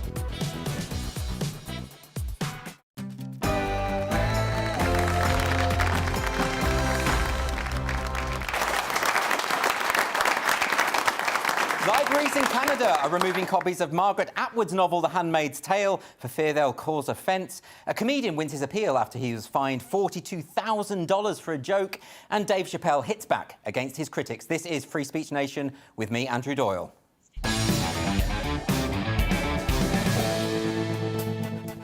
So a couple of years ago, I started to notice a trend online. Some stranger would be posting abusive messages on my Twitter feed, you know, as usual. And I'd look at the account and it would be a librarian, right? And this wasn't a one-off. I started getting loads of abuse from librarians. It was like, it's something out of the Twilight Zone. It was really weird. Now, I am used to this kind of thing from the kind of accounts with like anime avatars and pronouns in the bio, you know, the sort of people who like to harass people online and send them death threats in the name of compassion. But the concept of a librarian activist was kind of weird to me, so I looked into it a bit more. So it would seem that, for whatever reason, libraries attract a particularly aggressive type of social justice ideologue. Now, I must preface this by saying I am not talking about all librarians, right? Some of my best friends are librarians, right? Don't have an issue with it. But there is a vocal minority who aren't really librarians at all. They're activists. Like even the British Library, the top library in the country, has been captured by this ideology of critical social justice. It has what they call a decolonising working group, which has successfully persuaded its management to review its collections, powerfully interpret statues of its founders, and put more than 300 authors on a watch list if they have even the flimsiest of connections to the slave trade. One of the group's more bizarre findings is that the library's main building is a monument to imperialism because it looks a bit like a battleship. I'm really not making this up. And this week it was reported that archivists at Homerton College in Cambridge were engaged in a project to upload their collection of children's literature to the internet, but they've decided to apply trigger warnings to books that might cause offence due to outdated racial stereotypes. These include Little House on the Prairie, The Water Babies, and various books by Dr. Seuss. By the way, this project is being paid for by an £80,000 grant from the Arts and Humanities Research Board, funded fully by the taxpayer. I probably should have given you a trigger warning before saying that. If you're going to start putting warnings on children's books, where will that stop? Are we going to get a note on page 1 of Alice's Adventures in Wonderland saying, "Warning, depicts graphic scenes of cake theft and walrus depression"? And what about Watership Down? I mean, come on. Watership Down, the trigger warning on that is going to be longer than the book itself, well, with all that bunny-rabbit genocide going on. Now, you might say, well, we put warnings on films. Ignore the camera that's trying to decapitate me. You might say, well, we put warnings on films in case children might be watching, right? But that's a guide for parents. I mean, the British Board of Film Classification doesn't make claims that the films themselves are harmful, and that is the key distinction. And here's what the archivists at Cambridge have said in an official statement. They want to make their digital collection, quote, less harmful in the context of a canonical literary heritage that is shaped by and continues a history of oppression. It's Little House on the Prairie, right? This is like accusing the Flumps of being Nazi propaganda. Books aren't harmful, right? Unless you're talking about paper cuts. They're just not. I mean, I suppose some of those Stephen King novels are quite hefty. I mean, you could do a bit of damage with that. But on the whole, books are pretty safe. But most revealing of all, right, the archivists at Cambridge said the following. They said, it would be a dereliction of our duty as gatekeepers to allow such casual racism to go unchecked. But librarians aren't gatekeepers, they're custodians. They're meant to facilitate access, not prevent people from reading nasty words. If I need protection, I'm going to hire myself a security guard, preferably an ex-Marine or something, not a librarian. Now, if you really want to understand the culture war, you need to realise that it is largely about language. The disciples of the critical social justice ideology, what some people call wokeness, believe that our understanding of reality is constructed entirely by language, and that if all forms of linguistic expression are a means to exert power over oppressed group. They don't like stable definitions because it means their flimsy ideas can be scrutinised. And it's also why they don't believe in free speech, because they're convinced that if they could just control the words that people say, society would be perfectible. So to give you a recent example, a while back on the show, I reported on Brandeis University's list of oppressive language, right? Some of the examples are words like lame, spirit animal, female-bodied. It's very offensive, that one. They had a separate category of, quote, violent language. Now, violent language included rule of thumb, because apparently it's a belief that this phrase derives from the width of the rod that a man was allowed to beat his wife in English law. That's an urban myth, by the way. That was debunked back in the 1970s, but, you know, who cares about truth when you've got lived experience, right? The university also said that picnic was a violent word, because it apparently has some kind of racist connotations. Maybe during the summer months, the police might start patrolling Hampstead Heath to arrest all those fascists eating their chicken drumsticks and marzipan cupcakes. But it's not just about the words you can't use, it's about the words you must use. So the other day, the journalist Jesse Single drew attention to this fascinating document by the American Medical Association. It is called Advancing Health Equity, A Guide to Language, Narrative and Concepts. And they provided some examples here of phrases that doctors and other medical staff might use they're well-intentioned, but these people think they're actually oppressive, and they suggest some alternatives. So let's have a look at this. So for an example, instead of the phrase, Native Americans have the highest mortality rates in the United States, you should say, dispossessed by the government of their land and culture, Native Americans have the highest mortality rates in the United States. Instead of, low-income people have the highest level of coronary artery disease in the United States, doctors should be saying, people underpaid and forced into poverty as a result of banking policies, real estate developers gentrifying neighbourhoods, and corporations weakening the power of labour movements, among others, have the highest level of coronary artery disease in the United States. It's quite a mouthful, isn't it? And it's perfectly possible, of course, to inadvertently say something that is offensive. We should be mindful of that. I agree with that. But this isn't really about teaching medical staff to be more sensitive, is it? It's about teaching them to express the approved opinions. And there are plenty of words being redefined here. So, like, for instance, the phrase able-bodied no longer means someone who doesn't have a disability. It now means a term used to describe someone who does not identify as having a disability. So I may not have any legs, but if I identify as able-bodied, I'm able-bodied. Great, problem solved, right? And predictably, this document includes the fashionable redefinition of homosexuality as same-gender attracted instead of same-sex attracted. This is really common now. And this new definition is not one accepted by the vast majority of gay people. It doesn't matter what they want. This is being imposed from above. And you might say, well, all of this is advisory. No one's going to get fired for not using the suggested language. But increasingly, people are feeling pressurised in the workplace to adopt language and opinions that they simply don't share. And just yesterday, it was revealed that activists at Leeds University have called on their Vice-Chancellor to make it policy for staff to state their preferred pronouns in their email signatures and at the beginning of meetings. But the thing is, to do that is to profess fealty to gender identity ideology, which most people don't believe in. This would be like telling people that at the beginning of every meeting, they must declare their faith in Baal, the ancient Canaanite god of fertility. Maybe they should sacrifice a goat or something. Ultimately, we have to make a choice. When ideologues are attempting to coerce us into using the words that they prefer and express the opinions that they support, do we just go along with that for an easy life?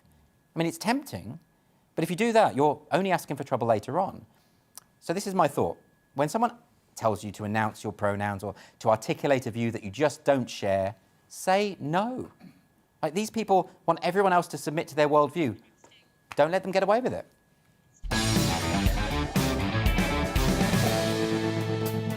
On Free Speech Nation today, Professor of Politics at the University of Kent, Matthew Goodwin is my guest on the podcast. I think also it's wrapped up intimately with status and the role that status now plays in Western societies. I think for many white liberal graduates, social status today has become intimately wrapped up with the embrace of what you might call progressive, even woke views, and people who vote for things like Brexit or even who vote for the Conservative Party are increasingly on the wrong side of that belief system, and so are portrayed as being sort of racist little Englanders who want to restore the empire and return to the 1950s. There's almost no evidence to support that assertion.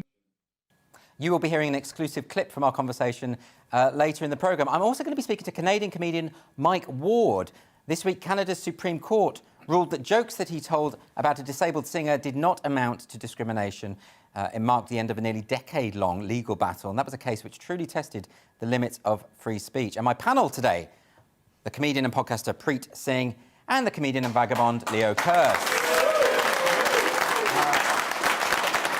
OK, so look, we started the show with a camera coming onto set and hitting Preet in the back of the head, right? And then almost decapitating Leo as well. But the thing is, it's Halloween, right? It's like there's a poltergeist in the studio. This is the sort of stuff that happens, you know? I mean, we've really tried our best. Like, I got some decorations in. That's what I got this. And that's, I mean, no expense spared, you know what I mean? So the thing is, right, I don't actually like Halloween. I don't approve of this celebration of the occult. I don't think, I'm a Catholic, right? This is deeply sinister to me. What do you think about this, Leo? Halloween? Well, Halloween's been appropriated from the Celtic people.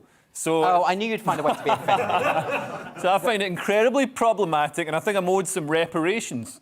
Maybe 20% of everybody's trick or treat bag. I don't believe for a second that pumpkins come from Scotland. Scottish people don't eat fruit. No, actually in Scotland I don't think pumpkins are fruit. Oh, I wouldn't know. What is it? In Scotland we use a turnip, apparently, not a pumpkin. I'm not joking. We genuinely use a turnip. It's that depressing a country. What do you do with the turnip? So we do the same thing as you do with a pumpkin. You scoop out the inside and put a candle in it. Scoop out the inside of a turnip. It heats the house for the winter. So, like, turnips are really hard inside, though, so you'd have to, like... we're tough. We're tough in Scotland. That's what it's about, you know what I mean? It's Scottish people having to prove that they're tough with their burly hands just wrench out the middle of a turnip. Well, we do use tools. Yeah, oh, OK. You have developed them. OK, interesting. Do you have any thoughts on Halloween, Preet? No, not really. Like, my culture's quite focused around black magic and stuff as well. So as kids, we weren't even allowed to celebrate it.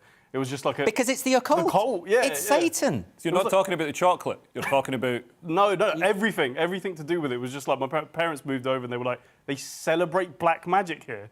Yeah. Well, we'd gotten away from this. I mean, it is quite sinister, though. When I was at school, I went to a convent school. I remember they played us a video about how evil Halloween was, and there were, like, pictures of various sort of ghosts and goblins and stuff. You know, it scarred me for life. I think it's a fair point. Yeah. You know, and why are we encouraging children to do this? I think it's demonic. Let's carry on anyway. Get some lovely audience here today. Hello. Let's get some questions from you. We're going to start with, who have we got? Kenny. Where's Kenny?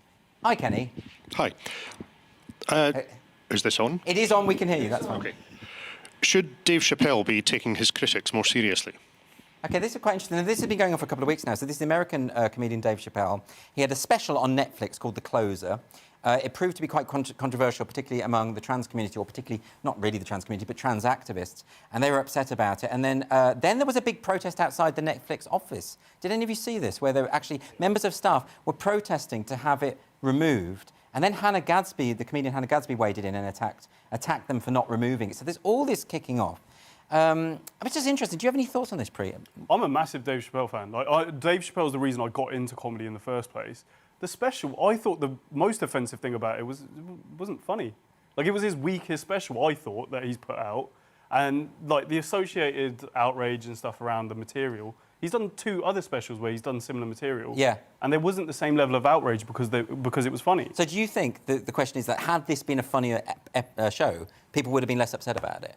Yeah, and people like me who were like, kind of like, you know, I don't really agree with him, like, going at the, you know, announcing he's a TERF, etc. Like, that's not my politics. But I found the first 2 specials funny, so I was more inclined to defend it. This one I can't really defend because it wasn't funny. But then the last one did cause a big stir. The last one did have it, the one Sticks and Stones. Yeah. There were a lot of people getting very angry about that and sort of calling for it to be deleted and that kind of thing. But I thought more comedians in sort of my vein were more comfortable defending that special. And, you know, I'm quite middle road. Like, I don't go incredibly edgy. Yeah. But I do believe in, like, principles like free speech, etc. And I felt more comfortable defending it. Whereas when he comes out and says, oh, I'm a TERF, and then there's no follow-up punchline, well, then it's not a comedy special. What do you think? Well, I thought the special, this latest special, that's you know, had all this furore. It was actually very empathetic towards transgender people, and in particular his relationship, his friendship with a transgender woman who's a comedian who opened for him on his shows. And actually killed herself, not as a result of any transphobia from Dave Chappelle or anybody on the you know, right or the unwoke. It was actually from trans rights activists, because she was a transgender woman who spoke out in defence of Dave Chappelle. They came after her. We have just ruined the end of the show there for people. But there is quite a moving, kind of interesting, dramatic sort of end, and where you kind of have to have seen the rest of it to get the context of what he's going to do at the end of the show. I mean, ultimately, like, whether people find it funny or not, Preet, don't you think that ultimately we do have to just defend the right of artists to say and do what they want?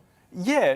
And I think Dave Chappelle's artistry is comedy. So if he's making jokes where there's, like, defined punchlines, the punchlines are landing not only with, like, the people in the audience, but with me as well. Yeah. And people that are new to him as well, then it's fine. But I thought some of the stuff that there was just no follow-up. Like, he made a joke about trans people having Adam's apples and large hands. Go to any London open mic night and you're going to hear that. And I was disappointed as a fan of Chappelle, who's, to me, the greatest comedian of all time. I was a little bit like, come on, man, you could do a little bit What do you think about that, Leo? Yeah, I mean, I thought the trans jokes in this special, I think previous specials left a bit of a sourer taste in my mouth, but this one was quite sort of considerate of transgender people. And some of the jokes, I mean, not every joke was to my taste, but some of them, like the one about transgender, like vaginas. Are you? No. You're going to give away the jokes now, like. Well, how can we discuss it? Let's not just ruin the whole. Has everybody seen it? No, they haven't. Are you going to watch it? No, look. All right. Well. Anyway, the point is. Yes, I get the point. Yeah, and also the criticism from Hannah Gadsby. Hannah Gadsby is a woke comedian who criticised Dave Chappelle, but she was complaining that she got paid far less than him. But that's just the free market. That's because more people want to watch Dave Chappelle. You know what? I'm furious that I get paid less than Dave Chappelle. I don't understand how that's happened. I'm really angry about it. So let's, go on, Pre. There's one other point I think with that where I think comedians have done it to ourselves. We've put ourselves in positions where it's like, oh, I'm not just a comedian, actually, I've got a point and you should listen to me. And I hate that. Like, you hate when comedians have a point? I hate it. I'm like, go up there, make people laugh. Like, people literally, they'll give you advice. When I first started out, people were like, oh, it's not just about being funny. Talk about stuff that's, like, really, like, matters. Yeah. And I'm like, I could just make, like, several, like, genital jokes and, like, I'm good. That's it. That's all that matters. Yeah, but you know what this is? This is the Edinburgh Fringe Festival, right? Yeah. Because everyone started doing hour-long shows at the Edinburgh Fringe Festival, and there became this convention that about 3/4 of the way through, you had to say that your dad died. You had to just say something really tragic, like halfway through. Otherwise, the critics wouldn't take you seriously. You had to get your mum to marry a new man every year, and he had to die in June. Yeah. That's pretty much what happened. Do we have a clip here from Dave Chappelle? Because he actually was hitting back this week about the backlash. And what he said to all those people who want to cancel me, and this includes the staff at Netflix, includes Hannah Gadsby, he said, you want a safe working environment at Netflix? It seems like I'm the only one that can't go to the office anymore. And he said he was willing to meet activists who found his show problematic, but he had some conditions. He said first they had to watch the whole show, which, believe me, a lot of them didn't do, right? They had to watch the whole show from beginning to end. And then he said this. You must come to a place of my choosing and a time of my choosing.